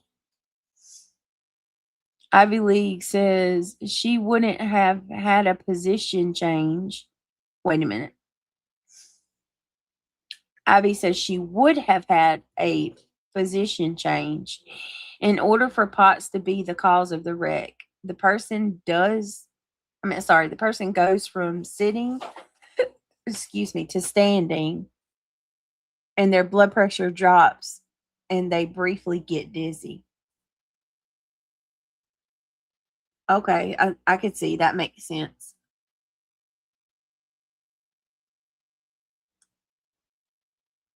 I'm just telling you that she was overcharged. In the text, he also threatened to unalive her when he was driving. Yes, I do know that. So, Otto, what do you think? Do you think she should have been charged at all, or do you think that she should be out?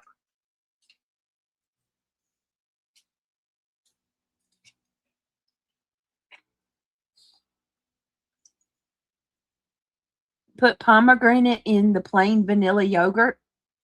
It's a superfood and excellent for you. Listen, I am in love with Greek yogurt, and I've just recently started to enjoy vanilla, just plain vanilla Greek yogurt.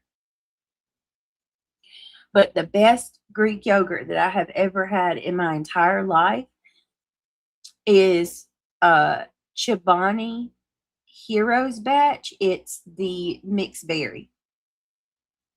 That's like a really deep vanilla flavor, and it's so good. Oh, it's so good.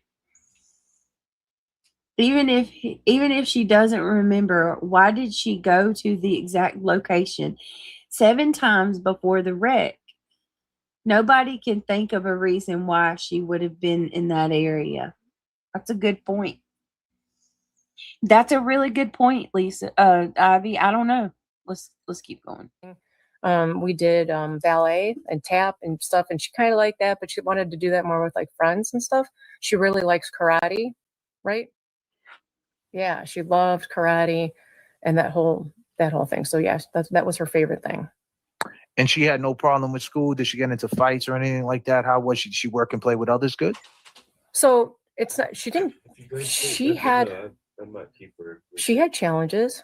Okay, there was a lot of fisticuffs with teachers and whatnot. Did she keep the same group of friends from like elementary to junior high to high school? Were they the same group of friends like throughout? Yeah, she stayed pretty friendly with all of them throughout. Mm-hmm. And how are they feeling now about this whole situation? Is it divided or? I don't know. I'm giving everybody their space. Everybody's allowed to feel how they feel. It's okay. Now, when she was young, there was no diagnosis with anything like that. Did you ever take her for like an evaluation or anything like that? Did you see anything like that might have been off with her? And I mean that with all due respect. Well, no, that's okay. She's always had like anxiety. Like, who doesn't have anxiety in today's world though, right? So that's not like super uncommon. But so we were trying to get her some anxiety meds. And then I was like, well, maybe it's ADHD, which is also not super common with kids today because there's so many distractions, right? And their the devices are constantly going off with notifications. And I was trying to get her to maybe see if it's that or something. So I never got to finish with that part, but I want to get to the jails that she went to. So in 2022, she was being held in a DYS, like a youth service, right? When did she get transferred to adult prison? Why did they do that? When she got sentenced, or was it right when they binded her over? It was relatively after, a little after. Hold on, y'all.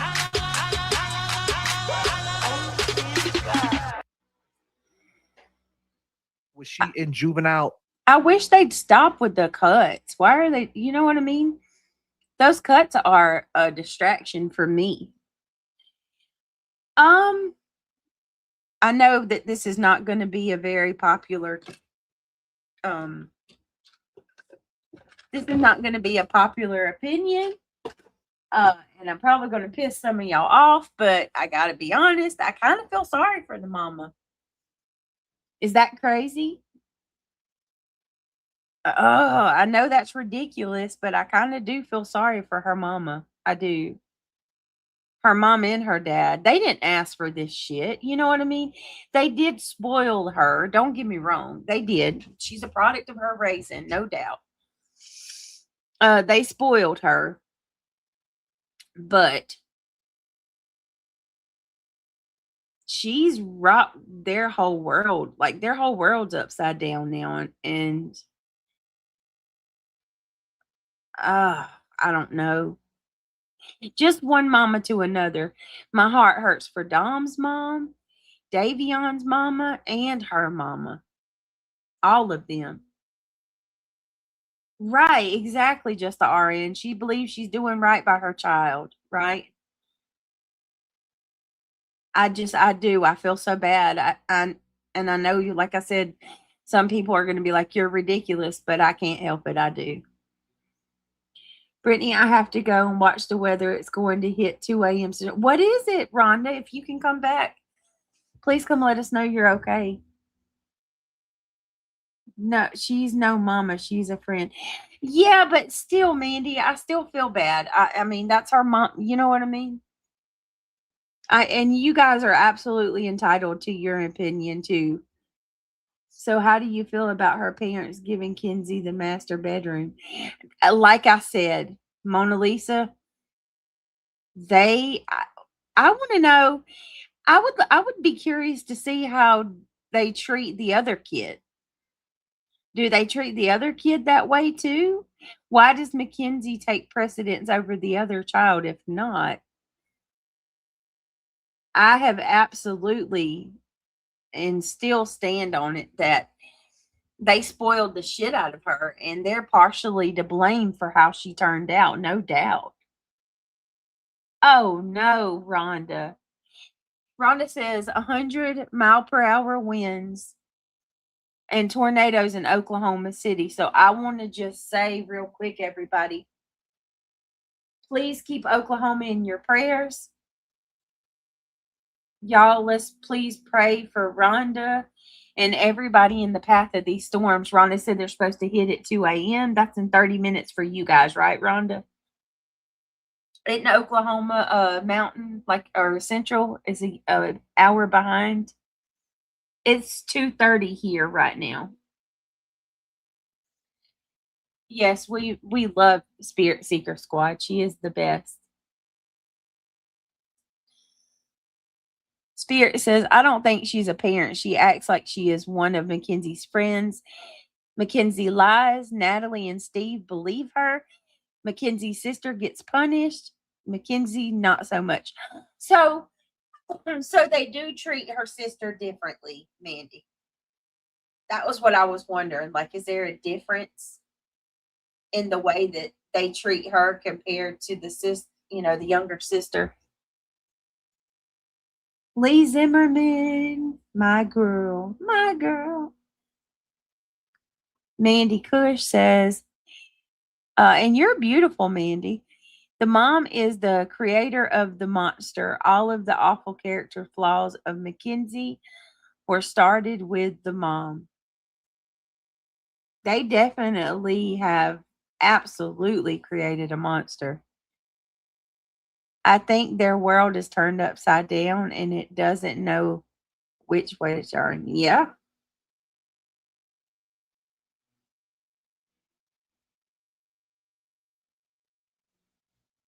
I will not argue with any of that. You're absolutely right. Hey, Willow, what's going on? What's going on, Willow? Jack, how you doing, Willow? Are we looking at a police lineup? They all pass as color code candidates. No police lineups. Oh, do you? Oh, shit, Mandy. Look at that. Mandy said, well, thank you. I live 20 minutes from this tragic shit and it breaks my heart. I can only imagine. Girl, I can only imagine what it's like for y'all where you actually live there and you actually see the effects of what happened.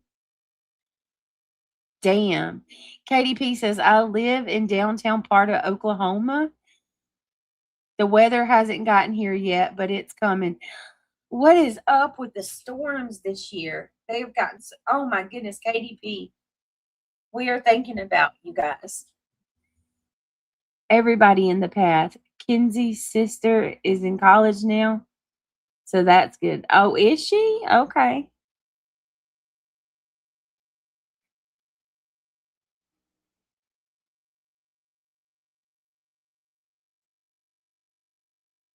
Okay. We're thinking about you, Rhonda.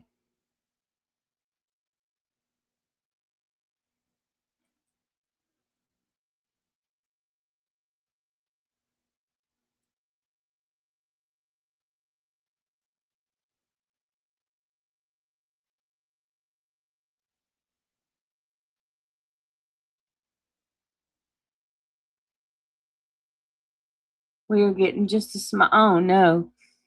Rhonda is bearing down the hatches. We are getting just a small piece of it. And we had pea-sized hail and lots of rain, high wind gusts.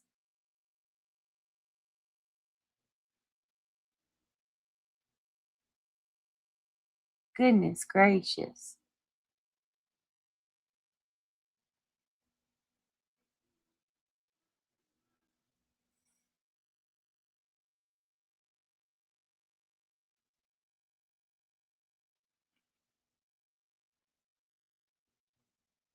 All right, let's go.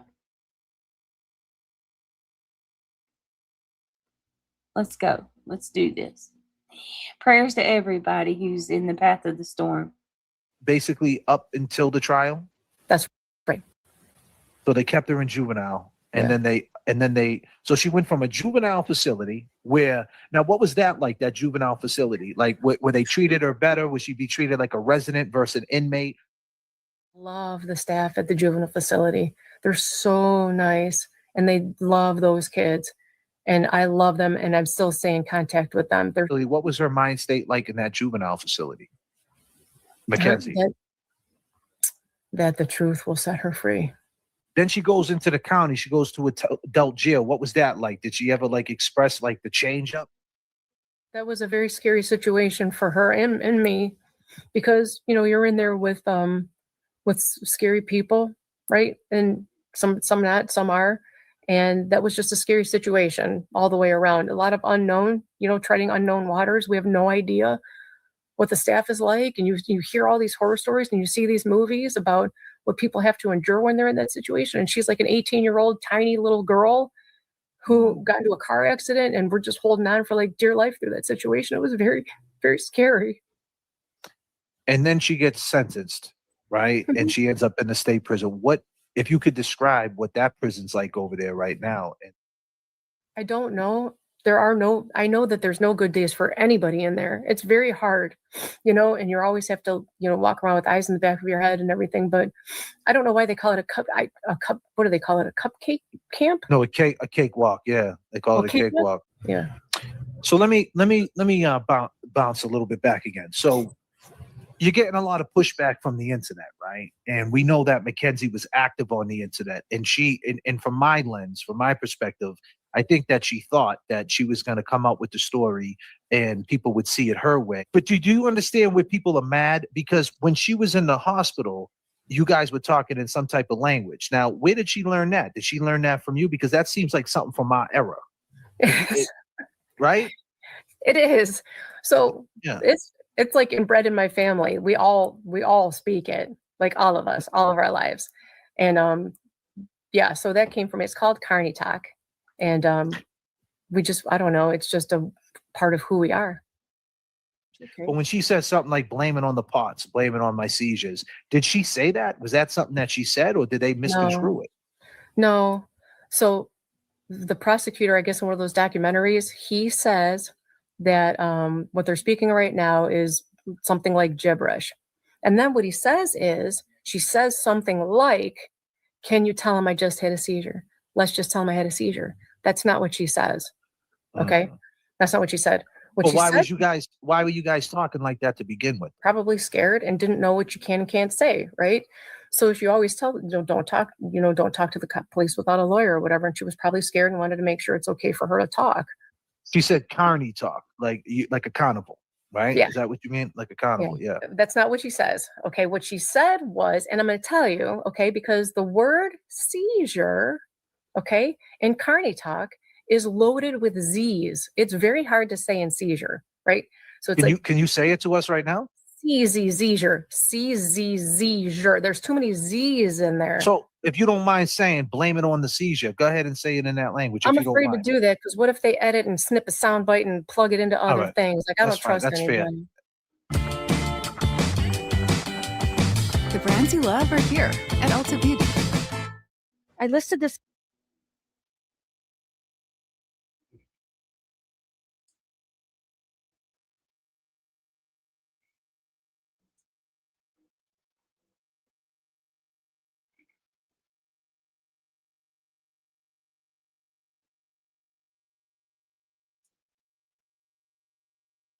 On eBay in like 2 seconds and got a really good price. Find what you love, sell what you don't. Goodbye.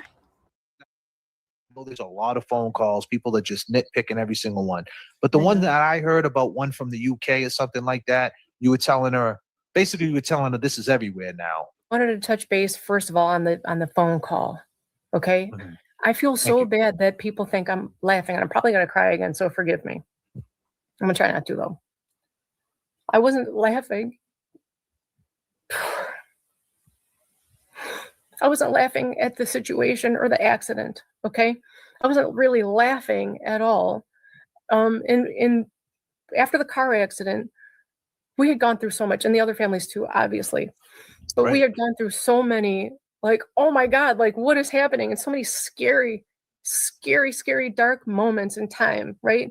And all those times, like there were so many conversations before those phone calls that nobody knows happened, crying, looking at pictures of his phone, listening to his music, going through memories, so many phone calls of all of that, of us crying together and talking about that nobody gets to know. So all people hear are the phone calls where she's in the trial, which is a terrifying situation. Okay. And we can't believe that any of this is even happening. And we're really just trying to survive second to second. Okay. But we had so many conversations before those phone calls where we're like, it's okay. We're going to be okay. We're going to get like wrongful conviction people, innocence and things. And Mackenzie, she's 17 years old. Right. So the first person she thought of was Kim Kardashian, because that's who helps people. That's who raises awareness. Right. So by the time that phone call happened where somebody had told me that it reached, I don't know, I think it was some publication in the overseas, you have to celebrate the wins. You have to celebrate the wins. Otherwise, you're going to get lost in the dark. So when we got that news, I was like, oh my God, it's overseas. Maybe it'll get to her first so we don't have to, because I wouldn't even know how to like reach anybody like that to help. So in that moment, I was a little bit thankful, shocked. I can't believe this is happening, that it might get to her before we even figure out how. That's all. It didn't mean disrespect to the families or anything. I would never be disrespectful to the families. Since we're in that pocket now, let me ask you this. What was Dom like? Oh my God, you can't do this to me. I'm just, I think it's only right, that, you're talking about how, you wasn't laughing. So why don't you tell us about Dom and how you feel about Dom? This is your chance. If take your time, if you want,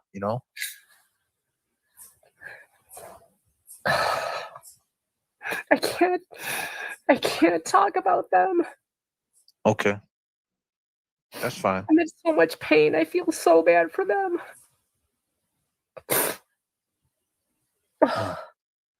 There were moments when we were mad about what was happening, and that's okay. Like I say to everybody, everybody's allowed to feel how they feel. We are too. We're just like everybody else, right? So some of us were mad. Like after the car accident happened, we spent every day every day with the families. Let's stay there for a second, right there. Let's. I think that's something that, I mean, I haven't heard much of that from you anyway. Mackenzie gets out the hospital and things like that and is on the mend. Everybody's hanging out and everybody's celebrating Dom and trying to get, like, not over this, but trying to cope with this. Everybody's together. Everybody's together at that point. Yeah. Yeah. So we spent every day together, like every day. The second we got home from the hospital, she wanted to go to the memorial. And how did you feel, and how do you feel about her internet use? Was that an issue with you, or did you just let her do whatever she wanted? Well, after the accident, I mean, there are people that care about her and wanted to see how she was doing, right? So she posted those videos of herself laying in the bed or whatever for her family and people that care about her. So I didn't have a problem with that part. Well, what Is that about what you mean, those parts? Yeah, I think, is that what you're saying, Jay Bro? You want to Like from the elaborate a little bit hospital more? and everything? No, just like how she just, all right, for instance, how I know when we talked, you told her to go have fun, which is understandable. You don't want to drown yourself in the sorrow. Like, for instance, the lives when she was getting dressed for Halloween, normal, and then you know how she did her TikTok videos and was still like trying to be a celebrity out there. And No. I think that's why a lot of people. Listen, what they were doing, what those kids were doing was so sweet, and it was turned around I feel so bad for them, okay? Because what they did was, okay, so Mackenzie's home from the hospital and she's laying in bed immobilized. Remember, because she broke everything, right? Including her spine, or she got her C1. I can't even believe she can even walk, right? So she was laying in bed for 3 months, unable to walk, unable to do anything, the whole time scrolling, looking at his pictures, his music, memories, like living in this darkness, right? So by the time she was able to get up and like kind of start to move around, I would be like, honey, it's okay to be sad. It's always okay to be sad. We just can't live there, right? We just can't live there.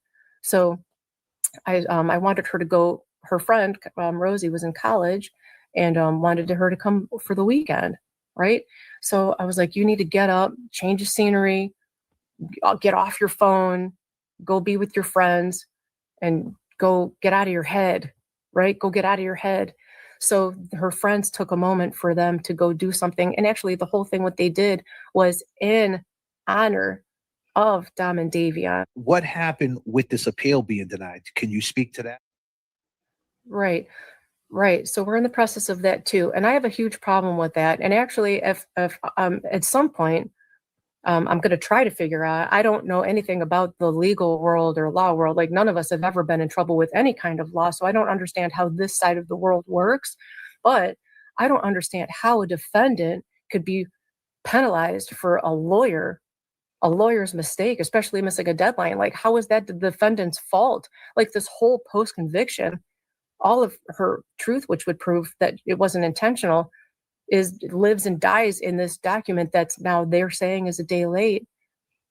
And I don't think that that's right. You think that Mackenzie, right, now that you see her going through all this, right, do you think Mackenzie has any type of mental issue at all? Like that, now that you see, like, your personal opinion, I know you're her mom's and you got to stick up for her, but do you think that she should be evaluated? You think there's a misdiagnosis somewhere? I think she's maybe, ADHD, ADD, but nothing more, nothing, anxiety, like all of that. There's nothing. No.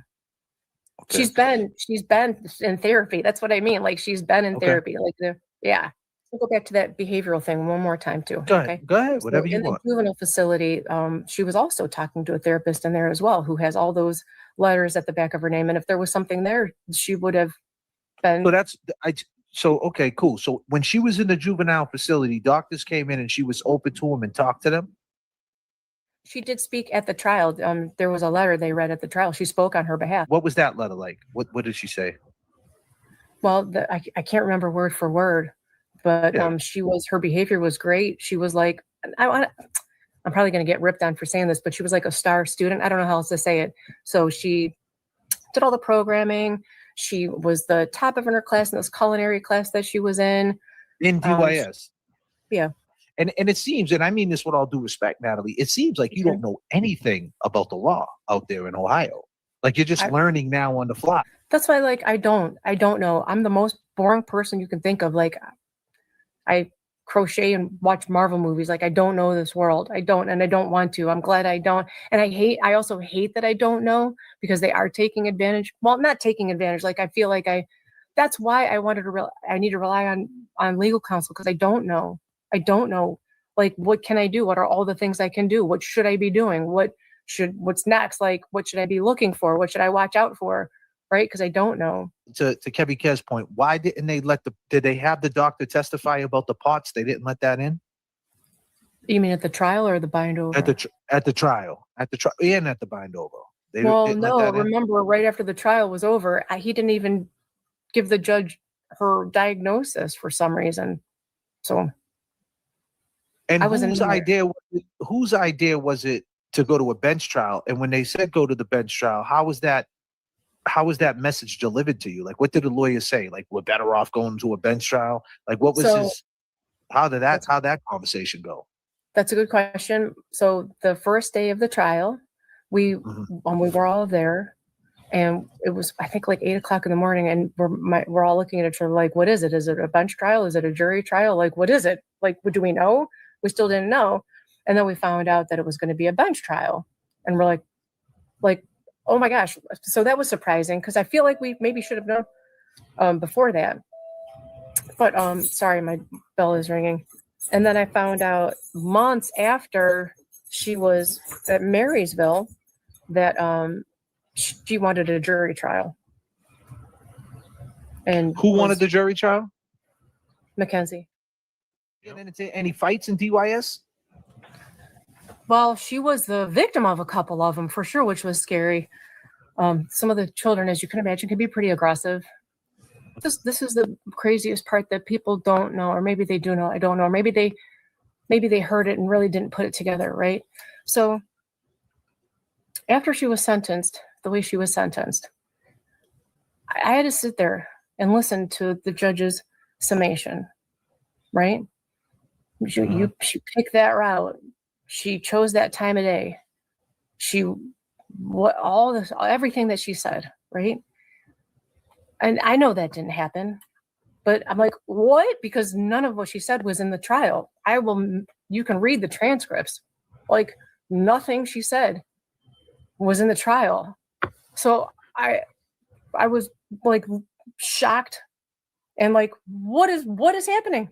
Like, what is happening? So I didn't know to the extent though. So when she was saying those things to me, I was like freaking out and like shocked, because none of that, I don't even know where she got that information or why she would say something like that. Okay. And then the other part was the TikToks that they used, right, to make her look bad, or to use however they wanted to use them. Okay. There's no date on it, right? So they showed this as her making it after the car accident, and that wasn't the case. That was made like years before, right? But there was no date on it. And then so the judge said, "Now, is that a fact? What you saying?"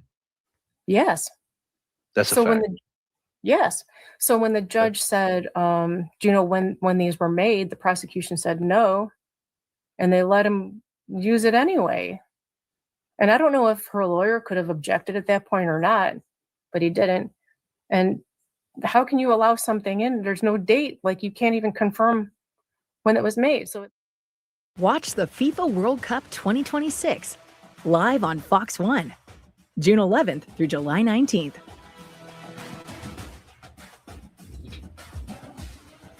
Available with YouTube. Terms apply. Cancel anytime. Hang on, guys. Hang on. Me try to get it off. Damn it. Years before. And then the other one was a concert that they went to. It was a Kid Cudi concert, and I can show you text messages. Kid Cudi. Like, they all, that friend group, Rosie, Bubba, all of them, they had Dom, Davion, they all had plans to go to this concert together, right? They were making plans to go to this thing together. So they went to the concert to live out their plans for their friends. Like, and they tried to when use was that. this concert was what, October? Mm-hmm. So, Yeah. did Dom have tickets at that time? Like, was it already pre-planned, or they were just talking? No, because tickets weren't out yet, so they were talking about them. Okay. Okay. So they went to live out their friends' plans together, right? So they made it. It seemed like she's going out here to all these concerts, going to these parties, living life, no remorse. When that's not the case at all. It's just not the case at all. That's why I always say I can't blame. I'm gonna cry again. I'm sorry. It's all right. I can't blame people for feeling the way they do, because if I saw that, I'd feel the same way. But like, you don't understand until you're in this situation how crazy this kind of a situation is, because it can happen. Like, I never would have thought a judge can say those things without anywhere, or like that they can use those images with no date and to make it look like how they need it to look. It's very scary. So I don't blame people for feeling how they feel, but it's not real. It's not true. It's not accurate. She was talking to his mom like all throughout up until the day she was arrested. Like, his mom. What was that? So they were friends. They went out and drank coffee. Like, what did they do? Like, if you don't mind me asking. Well, they helped buy things to decorate the grave together, the flowers, the lights and stuff. And then she came over and picked up Mackenzie. Was the divide when she turned around and said, I could have had a medical emergency, and they didn't hear that before, and then she put that in the mix? Like, was the divide? And if that was, do you understand why there's a divide? I have no idea. I don't know. I don't know. And if that's the case, and if that was the case, right? If that was the case, why wouldn't she just say it to her? Why would she keep that a secret? I don't know. You know, I had heard your husband kind of had an interview with the TMZ, and he spoke on the black box. Did you in any way have somebody hired to go over that analysis? Yeah, that's just from the trial. Like, all they have is the last 4.8 seconds or something. Yeah. And initially I had thought maybe they don't know the airbags had gone off, because I don't understand how anybody can drive, let alone steer, in the dark with the airbags deployed. But when I went back and I read the transcripts, it is in there that the side airbag curtains, am I saying that wrong? The side air curtains deployed, right? Yep. Before the intersection. Have you thought about getting your own investigator to go over the case? Wait, what? So I can't talk about a lot of things because we're in the process of an appeal. I've been hearing a lot about those text messages. So basically they were saying that she threatened to crash the car before, but it was actually him. And you have text messages to prove it? Yeah.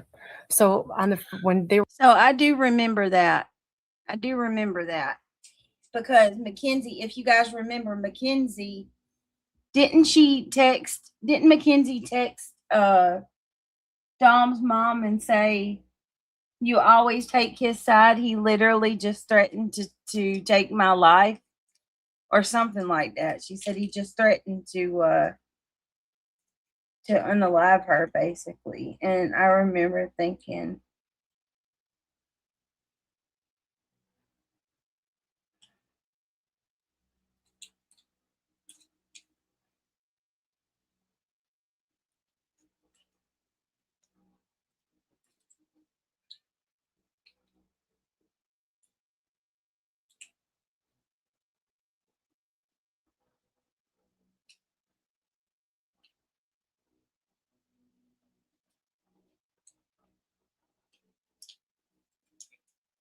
yeah, so I remember Mackenzie saying Dom said that he would wreck that car. Because if you remember Mackenzie and Dom's text messages, she goes on and on about how he almost killed or unalived her, and that like she really ran with that shit and was milking it. I mean, let's just be clear. She was milking it, right? I mean, regardless of how you feel.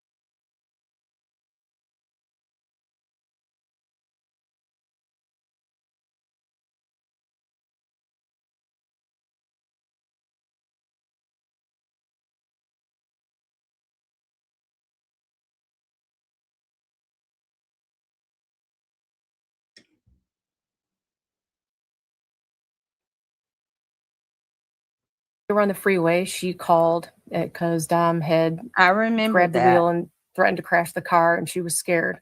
So she pulled over to the side of the road. And I told her I was very proud of her for doing that, because if you're ever scared, pull over and make whoever that is get out of the car, right? So she had sent a text message to his mom saying, you know, Dom is scaring me. He needs to get out of my car. He's not getting out of my car. If he doesn't get out of my car, I'm calling my dad. He tried to crash the car and hurt me, right? So then there's that one. And then, so there's that. Was that the same day the kid, a witness said that she said she was going to do that? He heard that? Yes. So a witness is saying he heard it, but yet she texts Dom's mother saying that it was Dom who was acting up that day. If you read the transcripts and compare it with the text messages, something is amiss.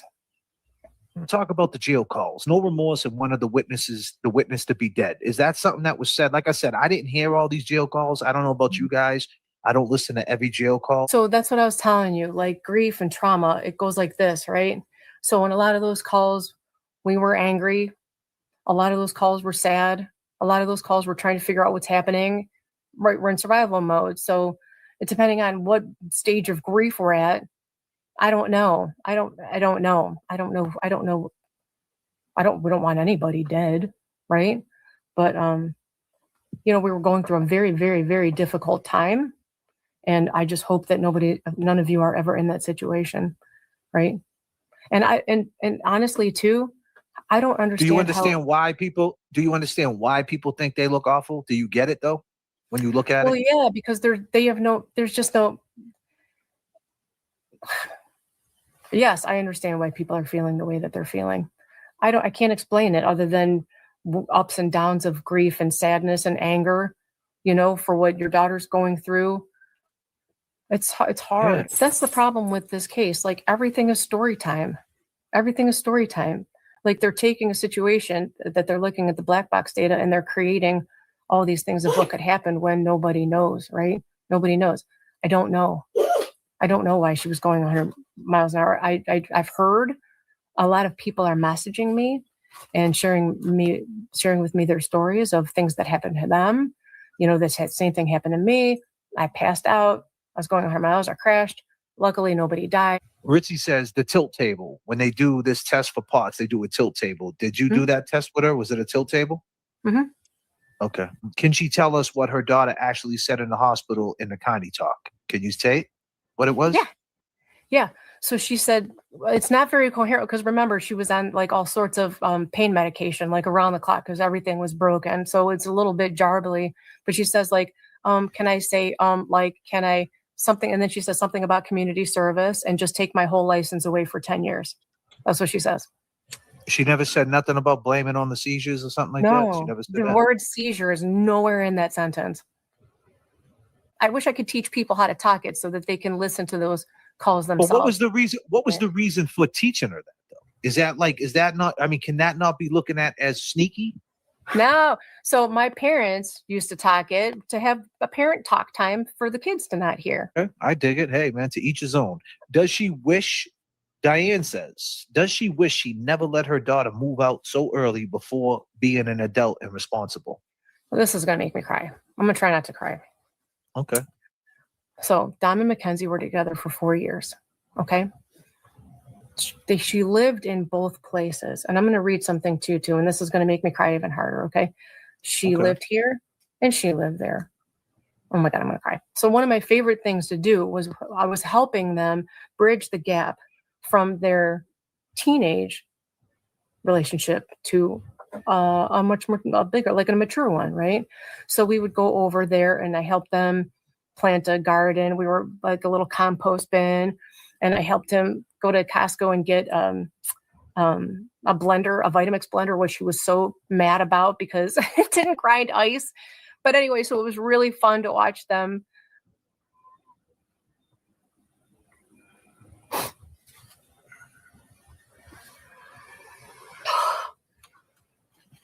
I'm sorry. It's really fun to watch them bridge the gap from their teenage life to their more mature adult life because they've already spent together nearly 4 years, right? So they were going to the next phase.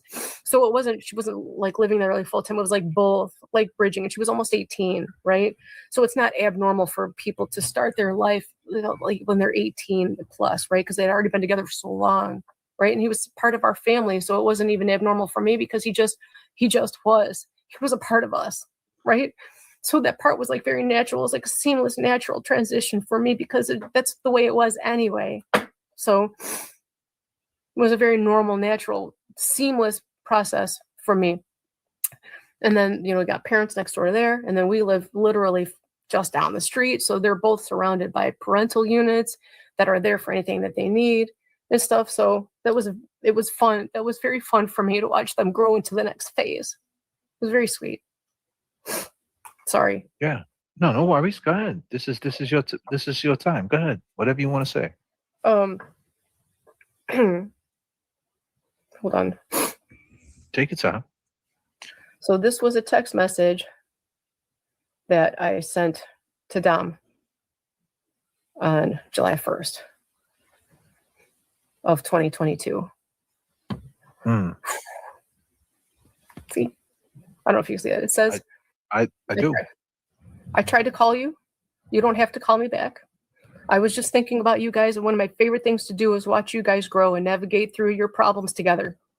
They're not always fun, and it's not always easy, but the point is that you guys grow a little more each time and learn a little bit more about yourselves and each other. I love you guys. Anyway, that was all. And he messaged me back. Nice to think you're always thinking about us and here for me. I love you too. Thank you. And I said, always.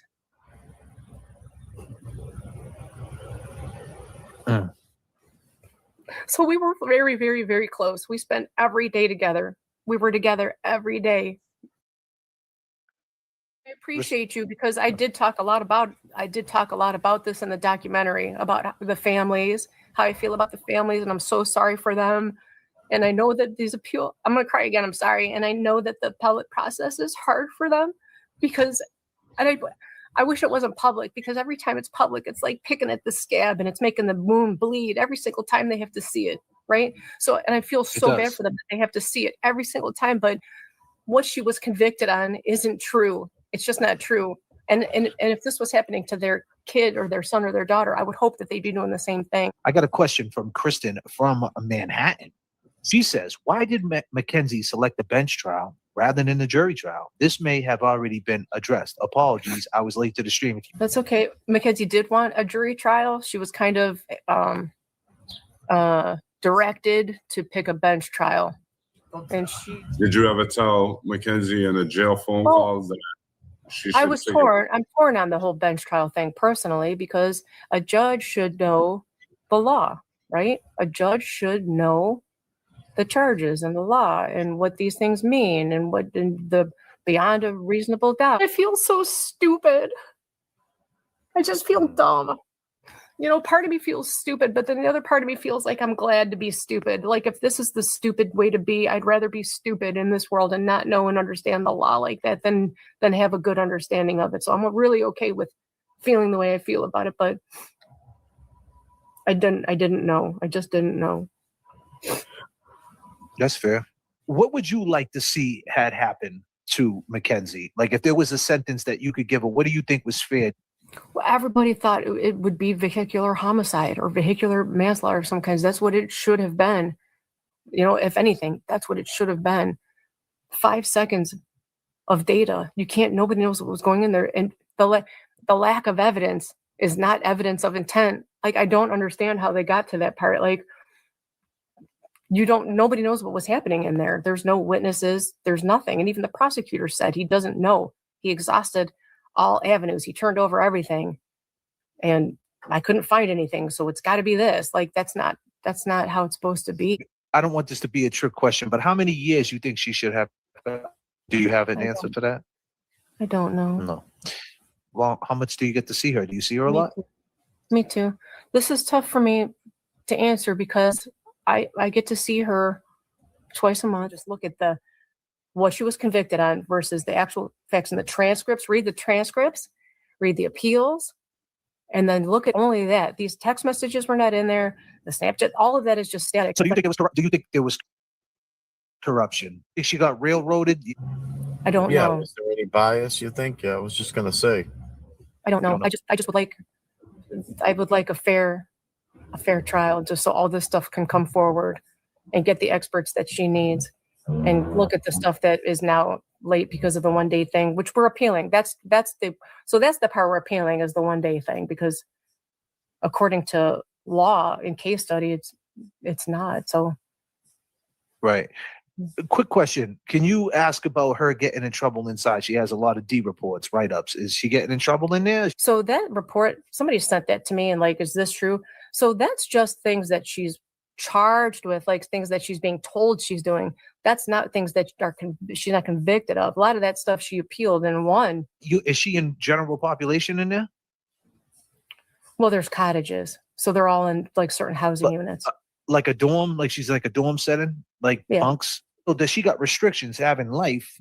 Obviously, she can't move to certain like lesser securities parts of the prison like other people, because she got that life that holds her down for classification. She got to have so many years in it, things like that. So that sucks. And that's the point we're talking about, rehabilitation.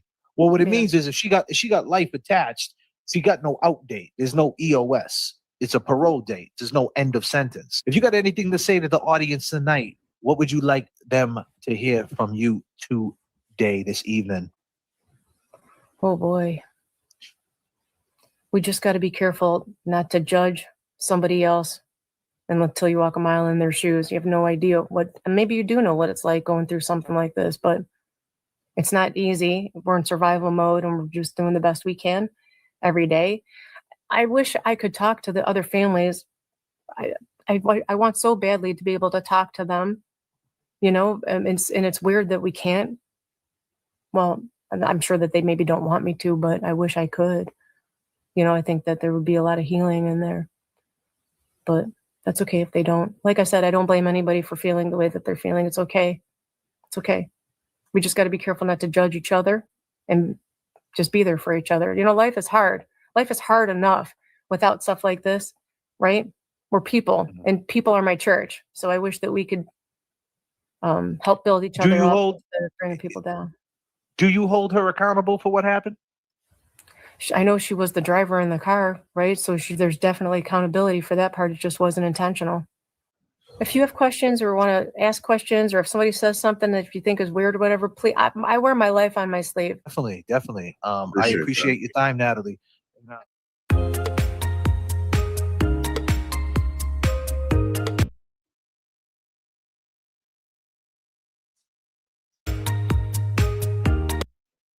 All right. Come on, Mom. Hold on, buddy. Go lay back down. I'm coming in there with you in a second. All right, y'all. I got to get off here. I got my little one that just got up. We will finish this up. I got to do part. I don't even know. This isn't part 2. This is for damn sure. We've talked about Mackenzie forever. We're gonna go through some stuff. I'm gonna pull up some Otto, can you direct me to where I can get the best version of the text messages? Because I'd really like to go through them tomorrow. That would be awesome if we could do that. And hang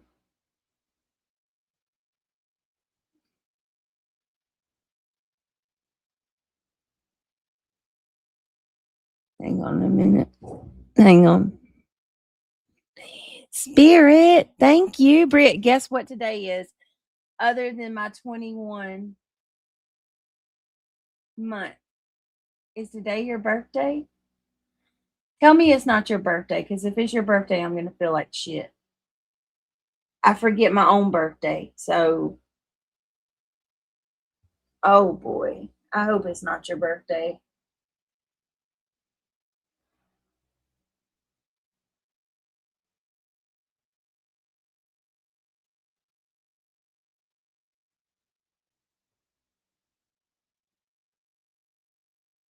Watch it be her birthday. That'll just be my luck. like a shitty friend I am. It's Mandy's birthday. Oh my God. Well, you know what that means, right? Like you're gonna have to come back when when I go live again tonight. You're gonna have to come back and let me serenade you when I've got like a big ball of energy and I'm not so freaking sleepy. Seriously though, you're gonna have to come back tonight and we'll celebrate your birthday. Happy birthday, Mandy. Y'all show our beautiful Spirit Seeker squad some love in the chat. She's one of the sweetest people that I know. She has, let me tell you something. I want to give a little bit to Mandy too. When I was not like, how do I even explain this?